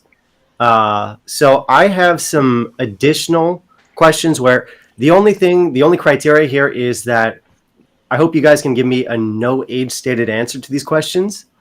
But beyond that, there's no rules. It could be Australian, it could be New Zealand, it could be Japanese, it could be Scotch. Doesn't matter. But if you can think of a no age-stated whiskey that fits it or matches the criteria, then you guys can just put it forward. So I'll start with the first one. I have my own picks. They're ready to go because obviously I set this up. Additional budget sipper, no age stated. So for me, I have my classic Laddie here. This was my whiskey of the year a couple of years back. Really love this stuff. It's something that's always on the shelf. No age stated and absolutely beautiful. So do any of you guys have your own additional budget sipper, maybe something that you thought you might include but didn't, and it didn't make the cut in the end? Yeah, I think I do actually. This was from that video where I was like trying to roast kind of like whiskeys. I was like, I'll buy the cheapest whiskey, and they're all going to be kind of terrible. And then one of them I was like, actually, this is not that. It was $57 in New Zealand, which is literally half price of like a Glenlivet 12. And that is going to be the Glen Murray Chardonnay cask, I think it was. And I was like drinking actually quite a lot of it, and I was kind of surprised. I was like, like I feel like if you want, it's still a single malt, and I'm like, it's actually like for the price, I thought it's just so low. Like it's cheaper than Johnny Walker and stuff, and like I don't even know how they're making the whiskey, to be honest. I don't know how anyone's making money. Funny one, man. I did a video a couple weeks back where I asked my patrons to decide what brands they don't buy from too often, the brands they kind of avoid, and that was number 11 on the list. Which I get because I don't think they make spectacular whiskeys, but the fact that they're also affordable. For me, I have no issues with that brand. They're easy sippers. They're nice. They're smooth. They're easy sippers. Great ones for introductory whiskeys or guests that don't really care, right? And they're not bad on their own. Yeah, exactly. It's so cheap that for me to critique it, it's sitting in a category that is, it's sitting in a category with these like your bottom shelf whiskeys, and I think it beats pretty much all. Like it's beating your Bowls, it's beating your like J&B Rare and all that sort of thing. So I feel like if you are, and the thing is, not everyone has heaps of money to buy lots of whiskey, And the fact these guys are coming up just as crazy cheap whiskeys that are single malts, and I'm like, I mean, it's still nice. I like it more than Jameson, and it's around the same price. Yeah, they're legitimately not bad, and they're easy sippers. Yeah, agree. So does Except for anybody the else peated have release. does anybody else have a budget sipper that they want to put forward Sure. off the top of their head? Yeah, absolutely. So there's a distillery in Hiroshima called Sakurao, and they have a range of single blended Japanese whiskey. So the real deal, which they release under their Togouchi brand. And they're about $20 a bottle at the moment. They have a regular one, a beer cask finish, a sake cask finish, and a peated finish as well. This is a distillery that's trying to salvage itself from a history of releasing, essentially a world whiskey blend under the Japanese moniker. But now they're doing what Kirin are doing and what a few other distilleries are doing at the moment. They have the ability to make both grain whiskey and also malt whiskey, and they're blending it together. And yeah, I think these bottles at around 3,000 yen, which is $20 at the moment, represent fantastic value. So if you're coming to Japan, and as Phil says, I also, by the way, don't have a lot of money to spend on whiskey. I just spend it anyway. But if you're coming to Japan and you're looking for something really, at the bottom end of the pricing, but still genuine Japanese whiskey, fully made in Japan, then you can't look further than these bottles. I think they represent excellent value. Oh, sounds like that brand is actually sold in Taiwan, but I've never thought to check it out. I probably should. If they hired me as a branding consultant, or possibly Jeff with a J whiskey, and his thoughts on branding are always very interesting. But yeah, just to clarify things for some people, because you may have watched my videos about Sakurao and Togouchi. So there are two single malts under that brand. The distillery is Sakurao, but they have two aging environments. The aging environment, which is near the distillery itself, is released under the Sakurao single malt brand. It's Togouchi. But they have single malt Togouchis, and then they have this blended range of Togouchi whiskies. And they also use that same name for this stuff that they were putting out in the past, which was a blend of whiskey that they used to make combined with some world whiskey as well. So they're certainly not I think their branding could do with some work to avoid the confusion.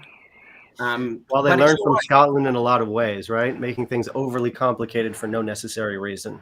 Yeah, absolutely right. But if people want an explanation, all they have to do is dive 88 minutes into this live stream, and here it is. Just watch the last 2 minutes of what I espoused, and you'll be completely fine.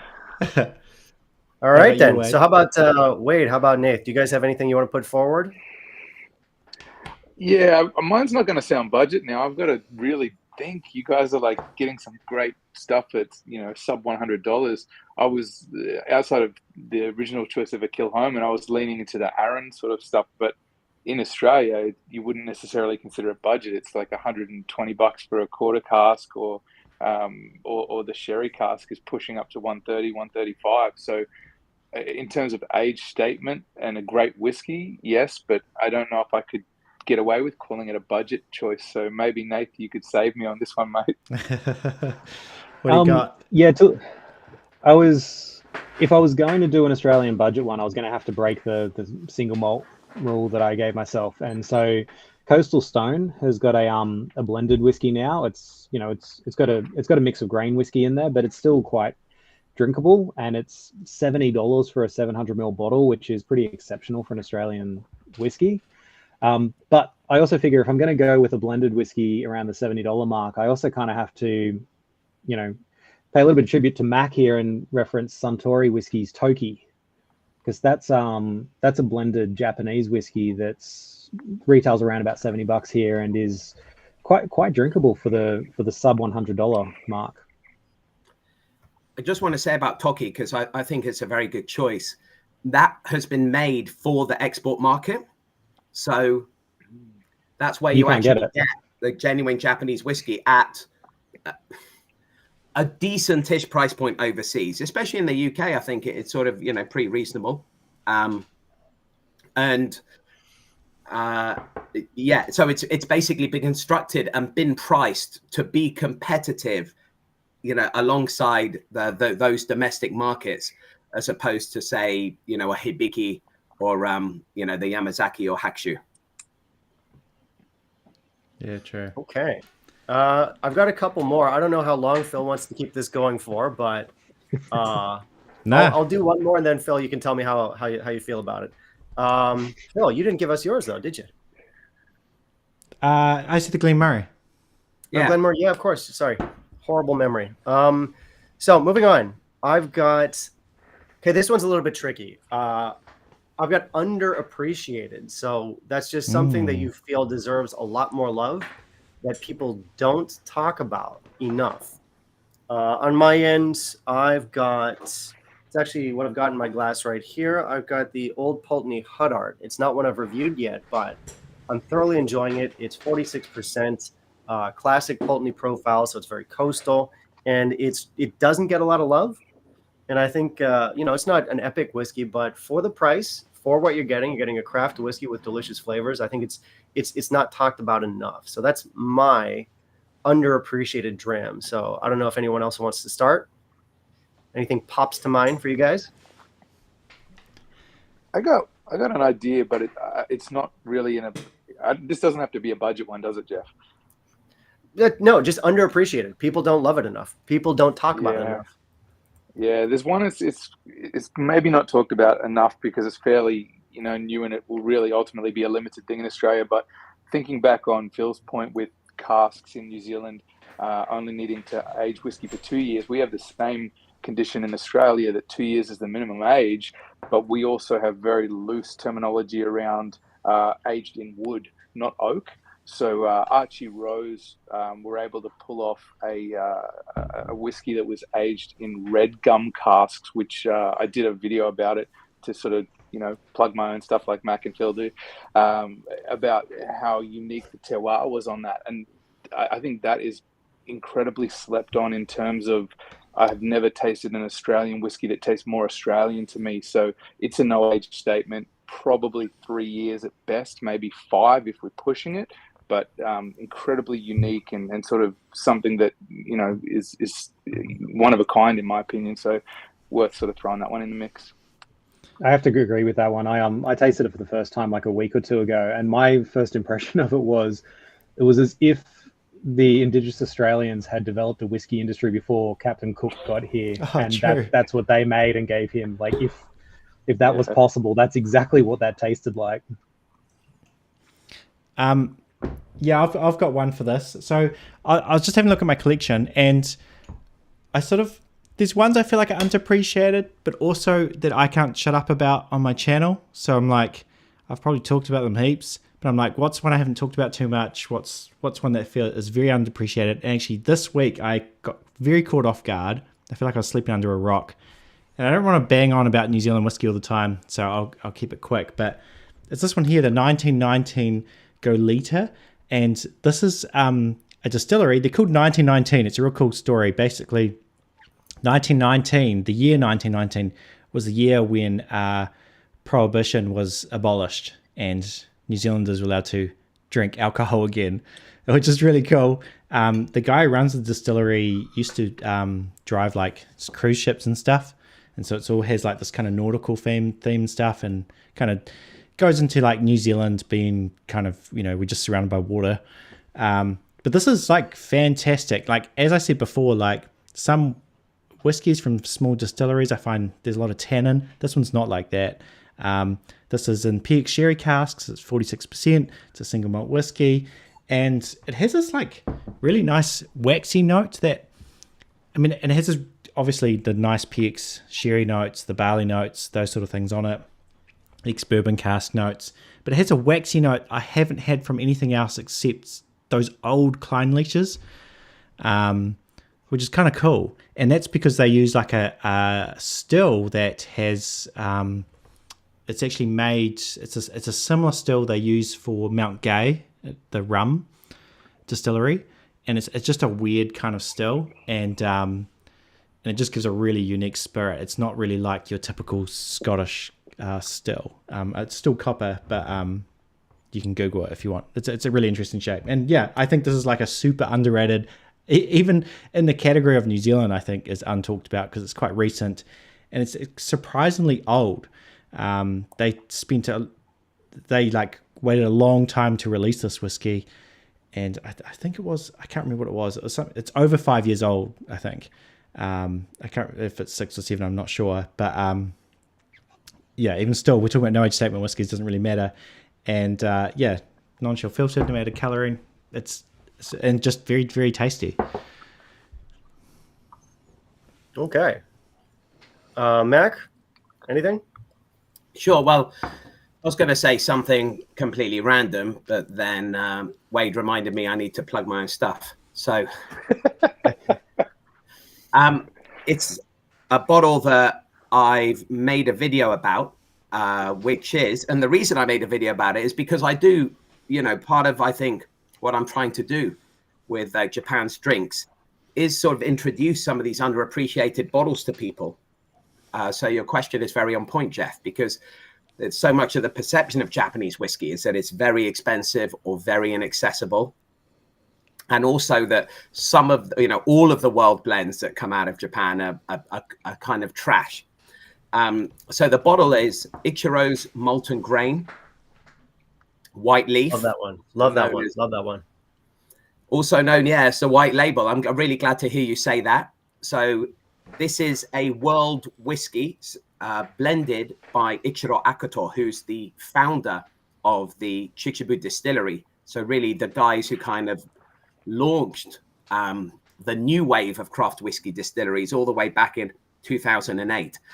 And, this isn't just some nonsense sort of thrown together as you find in some of the world blends here. This is very specifically a world whiskey with components from the 5 big whiskey making nations on earth: Scotland, Ireland, Canada, the US, and Japan.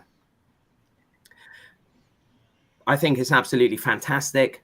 They're over 1,000 batches now, and it's very interesting. The batch numbers are printed on the back of the label, so you can go and compare some of these different batches over time and see how the recipe has evolved. And it's quite fantastic that I've had the opportunity to compare, say, batch 100 or so with batch 800, and it's very same but different. It really does show that Ichiro Akoto is one of the best blenders, I think, not just in Japan but also the world. In Japan, it's recently had a price hike, but is available for roughly $30, about 4,500 yen or so, and can be found reasonably priced around the world as well. I'd love to hear your thoughts on it, Jeff. But yeah, it's one I loved it. I agree. Masterfully blended. I like that it's 46%. You can taste the grain in there, but it's so well balanced and it's so well integrated. I was genuinely impressed. It was a friend, actually, he's in the chat, a guy named Malt Daddy. He introduced it to me a couple of years back, and I've gone through about 3 bottles since then.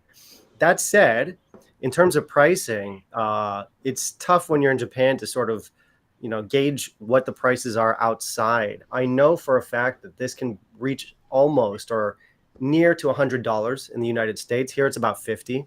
So price varies quite a bit depending on your market for that one. But it is beautiful stuff. Agree. Yeah, absolutely. All right, Phil, I hijacked your stream. I don't know if you want me to keep this going with one more question or if you keep going. What do you reckon, everyone in the chat? Should we keep going? More whiskey? What do you reckon? Okay. Well, my last one's simple. So, we started with what are your additional budget sippers that didn't quite make the cut. Now we'll just move on to other great special releases. We're not worrying about price here, but just special releases, unique releases, limited releases, whatever, that didn't make the cut, but you also consider fantastic and worth picking up. Oh, I got to do mine. Yeah. What is mine? Mine is... okay. I've got this one here. This one is a release from last year. This one is the Kilchoman Cognac Cask. Now, I don't know about the rest of you, and it's not a cask type that's really taken off in the industry, but I really want to see more. Brandy casks, cognac casks, Armagnac casks being used. I loved the Craig Alki 13 Armagnac cask. I thought it was beautiful. We have a couple other Armagnac casks floating around out there, cognac casks. Talisker Parley is another one.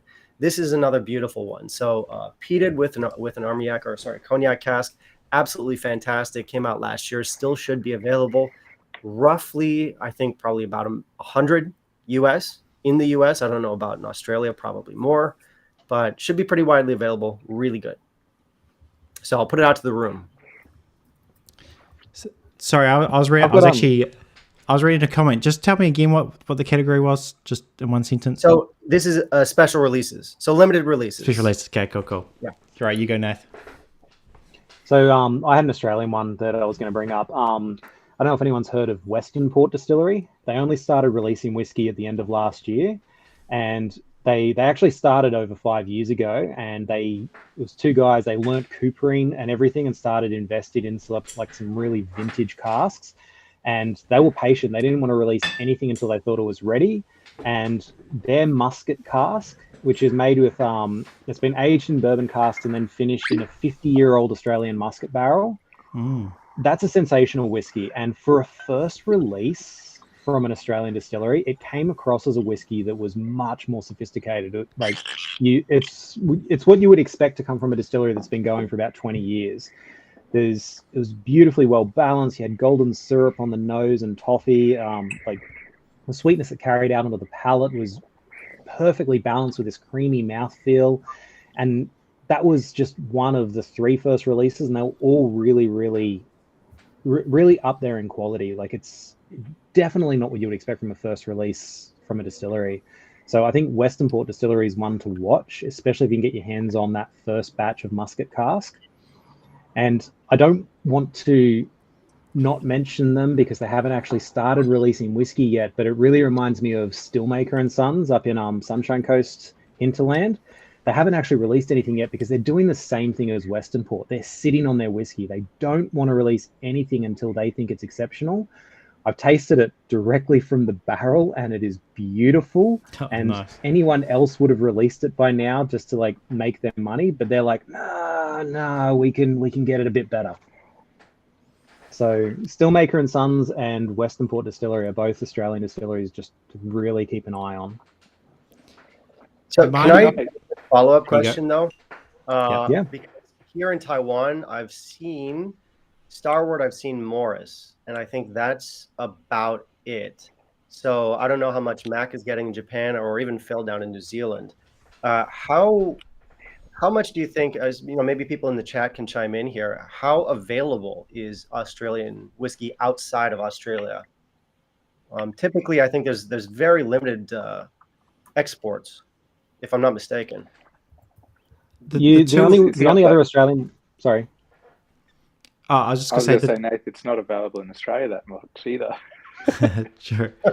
The two I get is generally can get Archie Rose, and you can generally get what's the other one?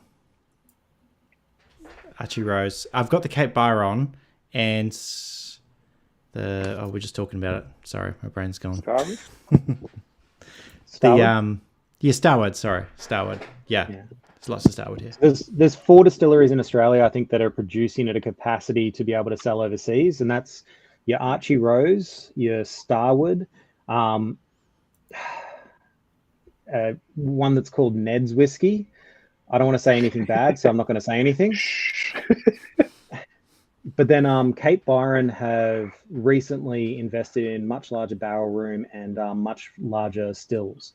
So they've recently entered the US market with their Brookie's Gin. And in the next few years, you should actually start seeing more Cape Byron whiskey going international. Okay.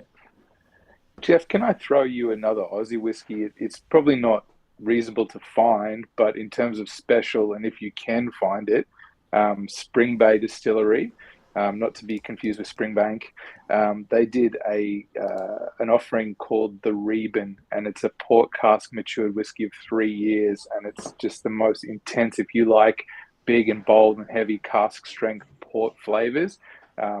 One of the most beautiful Aussie whiskies I've ever tried, and it'd be remiss if I didn't give Spring Bay a shout out. Okay. So I'll never be able to find it, but I'll definitely, keep an eye. I'll see if I can find your bottle, mate. There's a lot of that actually when I'm thinking about what to review and put a video about. It's like, I just mentioned the Chickaboo distillery. There's, so many single casks out there, bottled for various export markets, bottled for individual bars around Japan, and some of them are exceptionally good.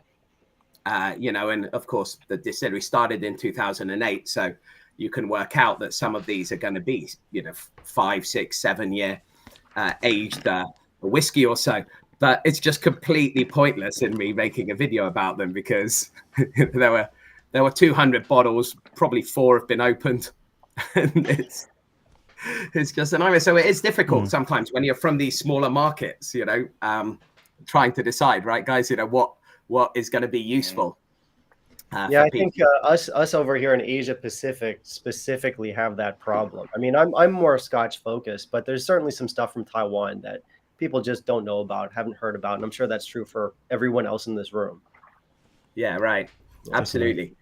Can I jump in to answer your question? I don't know. Am I left or wait? No, go for it. Yeah. It's you, Mac. Sure. Yeah. Like everybody's kind of struggled here, right? Because there's so much good stuff that we've all tried that just happens to not have an age statement in front of it. But in terms of a couple of things that I've tried very recently that I'd say, and they tie in somewhat to what I've mentioned before. So one of them, I mentioned this Fuji single grain. There's actually a 50th anniversary version of this bottle, which contains liquid that's been distilled, each of the decades since the distillery's founding. And this, of course, is going to be a limited release. It is going to be available at the distillery itself. And they've been running a lottery as well, which is, I love whiskey lotteries. You have won the right to pay full price for this bottle. Congratulations. But I got a chance to try it at the Tokyo International Bar Show. I've tried it a couple of times since at other festivals, and it is, absolutely magnificent. It is the sort of the single grain ramped up to what you can achieve if you put liquid in there that is, been created soon after the distillery's founding back in the early 1970s. And then the most so I wanted to mention that bottle because of course it's potentially accessible to people. Slightly more accessible, but again a special one, is the latest Chickaboo kind of wide-ranging release. So they every year or so they do these more general single malt releases, and the latest one is literally in the process of coming out right now. It's called On the Way 2024, the floor malted. So they've used barley, which they have malted themselves using the floor malting process over at Chris Malt in England. So the Chickaboo team have flown over, been malting all of this barley. They've had to buy it, of course. They don't get to do this for free. And then they've used that particular barley that they have floor malted to construct this whiskey. Again, has a no age statement on it, but is between 9 and 15 year liquid, average age 11 years. And I've tried it and I think it's really quite wonderful. 12,000 bottles, 6,000 in Japan and 6,000 available overseas. So knock yourselves and the person trying to get one next to you out and have at it. All right. So I actually picked a whiskey, I just had a look at it and I was like, this has got an age statement on it. This is stupid. I'll tell you anyway what I thought. Special release, Glen Scotia, Campbelltown 11. This is the white port cask finish. Great whiskey. Got an age statement. Fantastic whiskey. I think you even did a review on it, Jeff. Yeah, I loved it. Fantastic. Yeah, stuff. I love it too. Actually, I had a whiskey tasting I was hosting in here, and we were doing like a Scotch whiskey regions tasting. And yeah, the problem with that is I couldn't find any Springbanks. There were no Kilkerrans. Had to be Glen Scotia. The 15 was too expensive. But surprisingly, the 11 was like actually all right. And I used that and people also loved it. Everyone loved it at the tasting. So my secondary pick is going to be another Kilhoman. This is the Madeira cask. Like that too. So yeah, 50%. What's your next one, Jeff? What's the next question? Well, just going back a second ago, the Madeira cask, I'm sure if you do a bit of research, they'll say it's 6-7 years old. I cheated with this one too. I think we can bend the rules a little bit. If you look at this bottle, there's no number on it. If you do your research on one, you will find, I think this one's about 6 years old minimum. But right. Formally, we don't have a number on the box or the bottle, so there's no statement. Yeah, exactly. Yeah. So I already put forward a blend earlier, and that was Compass Box. But I'm curious if you guys have, and I know Mac had his blend earlier, a couple of blends. He mentioned Ichiro, he mentioned Nika from the Barrel. But are there any other no age stated blends that anyone would like to recommend? I do two top choice. Oh, sorry, you go, Nath. Sorry, Hibiki Blender's Choice. I think it replaced the 17-year-old.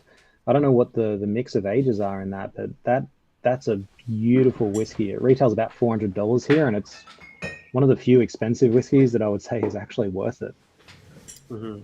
Yeah, you're looking at, again, this of course is the grapevine type conversation, but around about 15 years average age. So you can think of it as a Hibiki 15 plus minus. And it kind of they completely got rid of the Hibiki 12. And then the 17 was put on this very strange limited allocation, but you kind of could find it, but more probably overseas, but kind of not model, which Suntory like to do. It's very interesting comparing the big two in Japan. Nika, in what I've termed the Age Mageddon, just destroyed. They took out their entire age statement lineup near the back end of 2015. Suntory a little bit too proud to do that, so they kind of smoke and mirrored the things without having to announce it. But Nate's absolutely right. In the wake of this, the Blender's Choice came out, and I think it's a very good drop. So a great choice. I've got two at the top of my head that just came to me straight away. They're probably ones you guys have all had. They're going to be Compass Box Spice Tree. I like that. And also, as everyone's probably heard about this one now, the McLean's Nose Blended. Mainly, like, it's not that I love that one. Like, I had it and I didn't blow my socks off, but we got a good price here here in New Zealand. So it kind of fits in that Glen Murray kind of category. Like, this is great in its category. Amazing. I share your opinion on that one. I think we probably both took a little bit of flack for putting that out there. I don't know if you've reviewed that one yet, but I like McLean's Nose. I don't love it like a lot of other people do. Maybe I'm missing something there, but I think it's, like you said, it's a nice casual sipper, but for me, not much more than that. Yeah. Like, in the category it's in, like, we happen to get it quite cheap here in New Zealand. I think the importer, like, must know the distillery or something, and it's still within that, like, $70 range, like, amazing. But yeah, it's not going to blow your socks off. I don't want to overpromise anything to anyone, but good. Mm-hmm. Yeah. Okay. I mean, I can keep it going if you like. All right. Let's see what, how are you guys going? Jeff, let's see what the chat says. We had good applause for people earlier on. I guess they can leave, but if you're anything like me, I've lived in Japan for 18 years, so I feel a lot of the obligation that comes in this country, the on or the giri. So there's people here who may be like me, just hanging on, you know, like they just can't leave themselves. They're just waiting for it. Oh, Hamo says, keep it going. Keep going. Should we keep going? I can only imagine he's referring to us and not some other comment about whiskies. But you guys don't want to hear more about whiskey, surely not. You guys watched. Surely you've heard enough about. It's just a drink, though, isn't it? Gonna keep going. All right, we'll keep talking about it. All right, next one then. This one's a little bit. It's redundant, especially in Wade's case, because my question here was another good peated, no age stated whiskey off the top of our heads that we have not mentioned yet. Wade's pretty much done. I think all of your choices were peated. I had a couple peated choices myself, but so if we can think of anything extra that we could add to that. My end, what do I have? I have Longrow. I've got this one right here. Longrow, solid choice. Okay, there we go. Longrow's a good one. So I'll put out to the room if there's anybody else that thinks there's a nice peated one that we have yet to mention. I've got two. I don't feel like I don't want to repeat myself. I mean, this is almost the issue with running a whiskey channel is that, you know, if like we were to pick anyone from the chat and like talk about the whiskeys they like, you're going to see the same whiskeys coming up. And my palate likes certain distilleries a lot, so I talk about them a lot. But I know there are a lot of whiskeys that people do like that maybe I haven't fallen in love with and don't absolutely love. So the two distilleries I've already talked about, but I think they're both great peated whiskies. Obviously, Waiheke Moss, this is like your much more better value than the Bog Monster I showed earlier on. That's New Zealand peat, gives you that weird thing. For you guys around the world, one you might be able to get, this is going to be a lag. I don't know how to pronounce this. Curry Cravy. I think what they're trying to do, lag, is they're trying to make their version of an Ugadao. This is like your peated sherry bomb. This is just like, it's the middle of winter and you want to be punched in the face. You want your sherry, you want all of it. You want like big, heavy spirit. That's what this is. This is not a light whiskey by any stretch. 50%, punchy as, good stuff. All right, good one. I've got to come in here and mention Yoichi. Yoichi is Nikka's first distillery, founded in 1934 by Masataka Taketsuru, who was a godfather of Japanese whiskey. And he went to Scotland, and learned/stole the secrets of making genuine Scotch whiskey. Also found himself a Scottish wife and then moved back to Japan. He was a distillery manager, the first distillery manager of the Yamazaki distillery, and left at the end of his contract in order to set up his own distillery up north in Hokkaido, which is, the closest that we have to the Scottish climate up there. And so they've been making peated whiskey up there. And there is a single malt Yoichi, which we've touched on earlier in this conversation, because you've got the single malt Yoichi and the single malt Miyagi-Kyo. Isn't that right, Phil? You've got the what is that? The single malt. You're quite fond of it with the screw cap. Just remind me what it's called again. It's got a great screw cap. Do you want to hear it again? Is that what you want? I want to hear you say the name of the whiskey. I can keep showing you the sound of it. It's a nice sound. He's not a native English speaker. All right. The problem is I actually should now know, because in Māori Te Reo, the vowels are actually the same. So like in New Zealand, we grow up learning the vowel, and it's the same vowels as Japan. So I know the vowels. Miyagi-Kyo. I shouldn't be butchering this, but for some reason I can't say it in one word. It's all right. Apologies for being facetious, but anyway. So you've got these two distilleries. They actually do use, a lot of people seem to think that Yoichi's peated, Miyagi-Kyo's unpeated. No, there is peated malt being used to make that Miyagi-Kyo, but Yoichi's is just classic.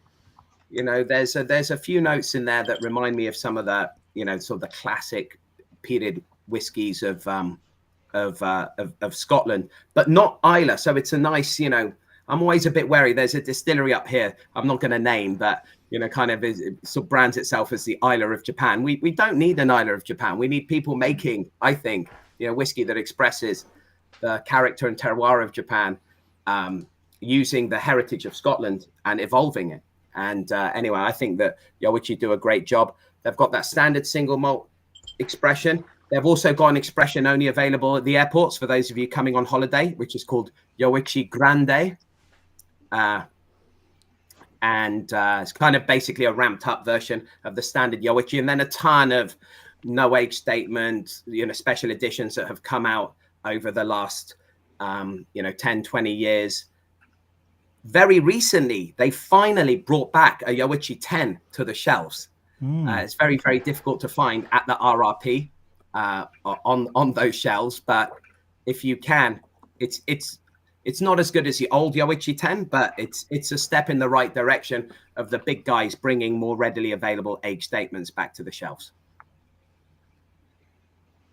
I like your thought of countries that make in whiskey to try and make their own style rather than copying the Scottish, because I love peated Japanese whiskeys when they're using Japanese peat. It's really unique and it's something different, especially like Mezzanera casks when they're using the Japanese oak. That's a beautiful variation of whiskey. But there's a couple of distilleries in Australia that use Australian peat. The ones that are coming to mind is Kingslake and Carawa. They have a peat that smells like Australian bushfires. And it seems a weird thing to be nostalgic about, but when you smell the nose of those whiskeys, it's this beautiful, it's almost indescribable. It's this combination of like the smoke, the ash, the gum trees and everything, but it's so uniquely Australian that it always disappoints me when an Australian distillery imports peated malt from Scotland to make their peated release. I mean, there is peat in Australia. Make something Australian. Nath, do you know if the Bakery Hill peated stuff was Aussie peat? Because that was different to anything I tried in terms of peated whiskey. I was very impressed with that too. I'm not 100% certain, but I do think they were purchasing their peat from the Lark Mining Company, or however you call it. I don't know if anyone knows the backstory, but when Bill Lark first started Lark Distillery, he was buying peat in like bags as fertilizer from the local landscaping supply yard. And when they stopped supplying it, he asked where they were getting it, and they said that there was this field, and he had to essentially get a mining license to be allowed to go out to this field and harvest the peat from there to make his peated whiskey for Lark. And yeah, he was the first peat mining company in Australia. Eric says Lark Distillery uses Tasmanian peat. Yeah, good to have you on, Eric. Yeah, that'd be the Tasmanian peat that he was harvesting. It was something more akin to like a Highland peat from Scotland because it was inland. Interesting. Yeah, right. Interesting. Great. Well, was there anything on that list, Jeff? Was that it? So, I mean, yeah, I've got another round if the chat is up for it. And this one actually, I think is going to be it's going to have some broader appeal. Okay. So one last question for the room. Yeah. And that one is no age stated sherry bombs. Or I guess we could broaden that to like cask bombs, maybe, like it could be port or something with a very strong red fruits, sherry, port, whatever, wine, if you like. But no age stated sherry bombs or cask bombs. What do you got? So on my, yeah, I keep on forgetting what to put forward on my end. On my end, I would go with, expected, but Tamdu, batch strength. I think it's fantastic stuff. Mm-hmm. But yeah, I'm curious what the room has for that. I mean, top of my head, yeah, Tamdu, Aberlour, Abanar. I still feel like, even with the Abanar, like, the batches have been different and all that sort of thing. But I've always had one on the shelf. But I think almost my last category, that lag, I would almost put this, even though it's smoky, I'd almost put it in a sherry bomb thing. Like, I mean, it's just so dark. Like that, there's a lot of sherry in this thing. You definitely get it on the palate. So, has anyone here had Limavady? No. So Limavady is an Irish single malt, and it's sort of, at the moment it's being made under contract, but by an ancestor of the old Limavady distillery, which closed down like 100 years ago.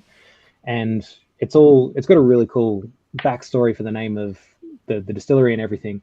But their whole stick is basically that it's every single release is a single barrel. So it's single malt aged in sherry barrels, but every single bottle has the barrel number on it. So if you buy a bottle and really like it and then buy another one a month later, it's going to be a different barrel. And it's going to be very similar because it's like the same sherry barrels from the same sherry winery and everything like that.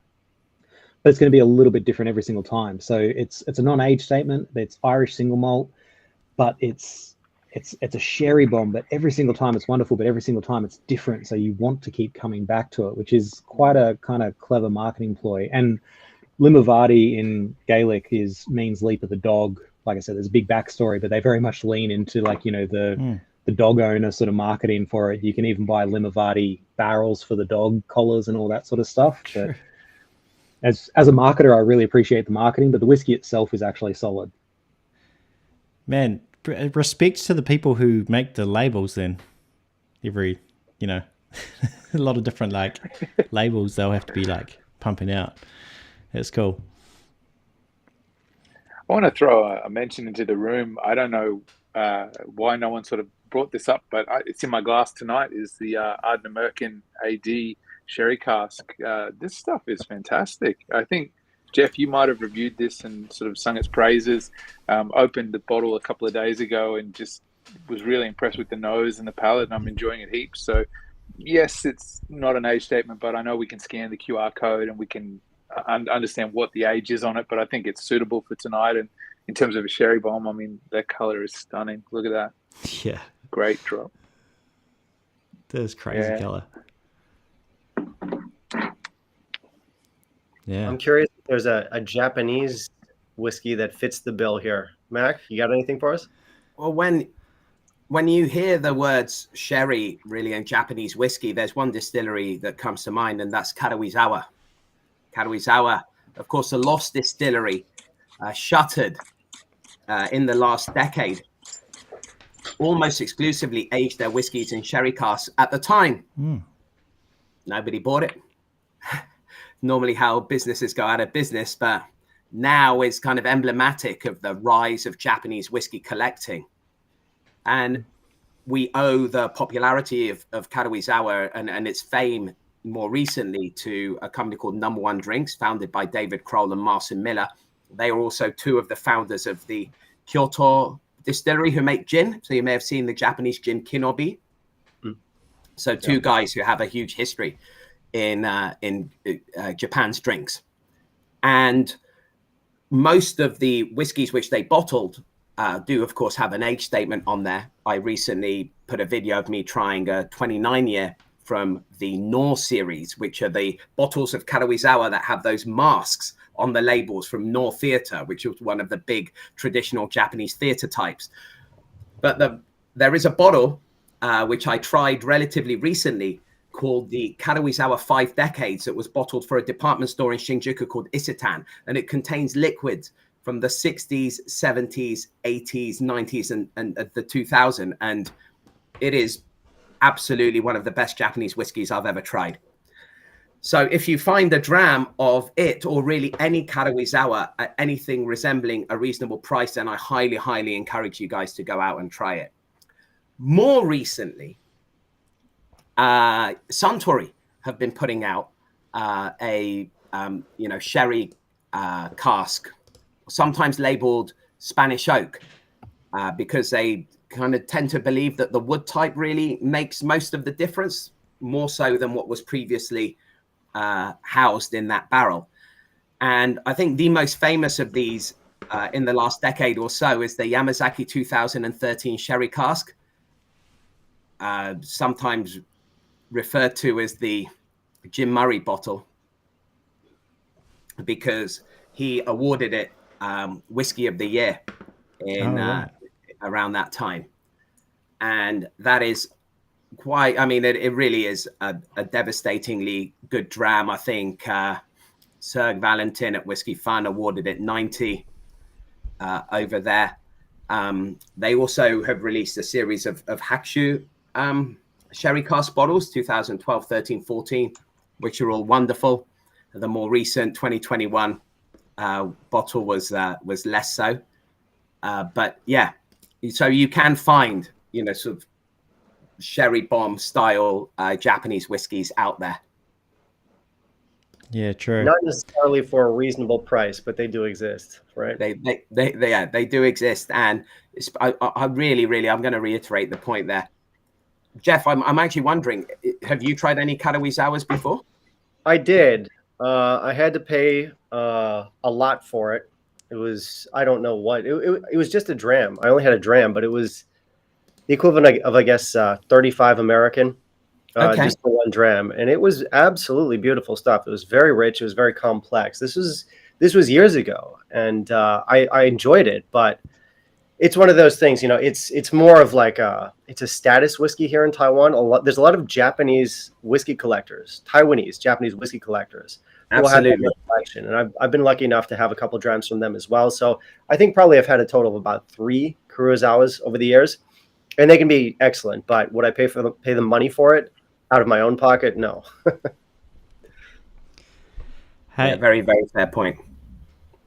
I think Wade's dropped out, but actually, I should probably head off myself. So I just want to say, yeah, thanks so much, all you guys, for coming and having this chat. It's cool to continue on the WhiskyTube Roundtable. Thanks to No Nonsense Whiskey for starting this thing. It's been cool. So yeah, really keen to do some more and hear about.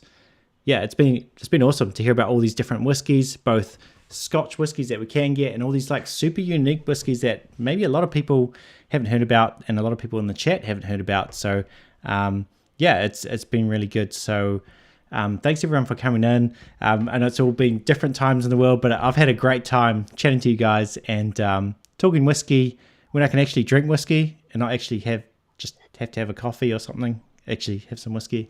So it's been really good. Thanks for inviting us in, Phil. Yeah, thanks for having us, man. This was fun. And it's nice to have, as you said, like it's not 4 a.m., 5 a.m. or whatever it happens to be. We're actually on our own time. So Asia Pacific time is definitely much more comfortable for us. Yeah, it's good. Absolutely. It's been a real honor, guys. Thanks to everybody in the chat as well. Some really insightful comments and some great banter, and been fantastic. I've really enjoyed it. Yeah, nice to meet you all in real time. Cheers, guys. Yeah, it's been cool. I feel like I've been watching so many of your videos and stuff, and like to actually like talk to you guys, it's been really cool. And thanks everyone in the chat. I'm sorry I haven't been able to like engage more with the chat. I think I'll need to do some live streams where like it's just me, so I can talk more to you guys. But I really wanted to hear from this has been a WhiskyTube Roundtable. I really want to hear from you guys as well. So some really great thoughts, really good stuff. And thanks everyone for joining. And yeah, we'll see you in the next one. Beauty. Lunch. Cheers. Cheers. Kanpai. Cheers.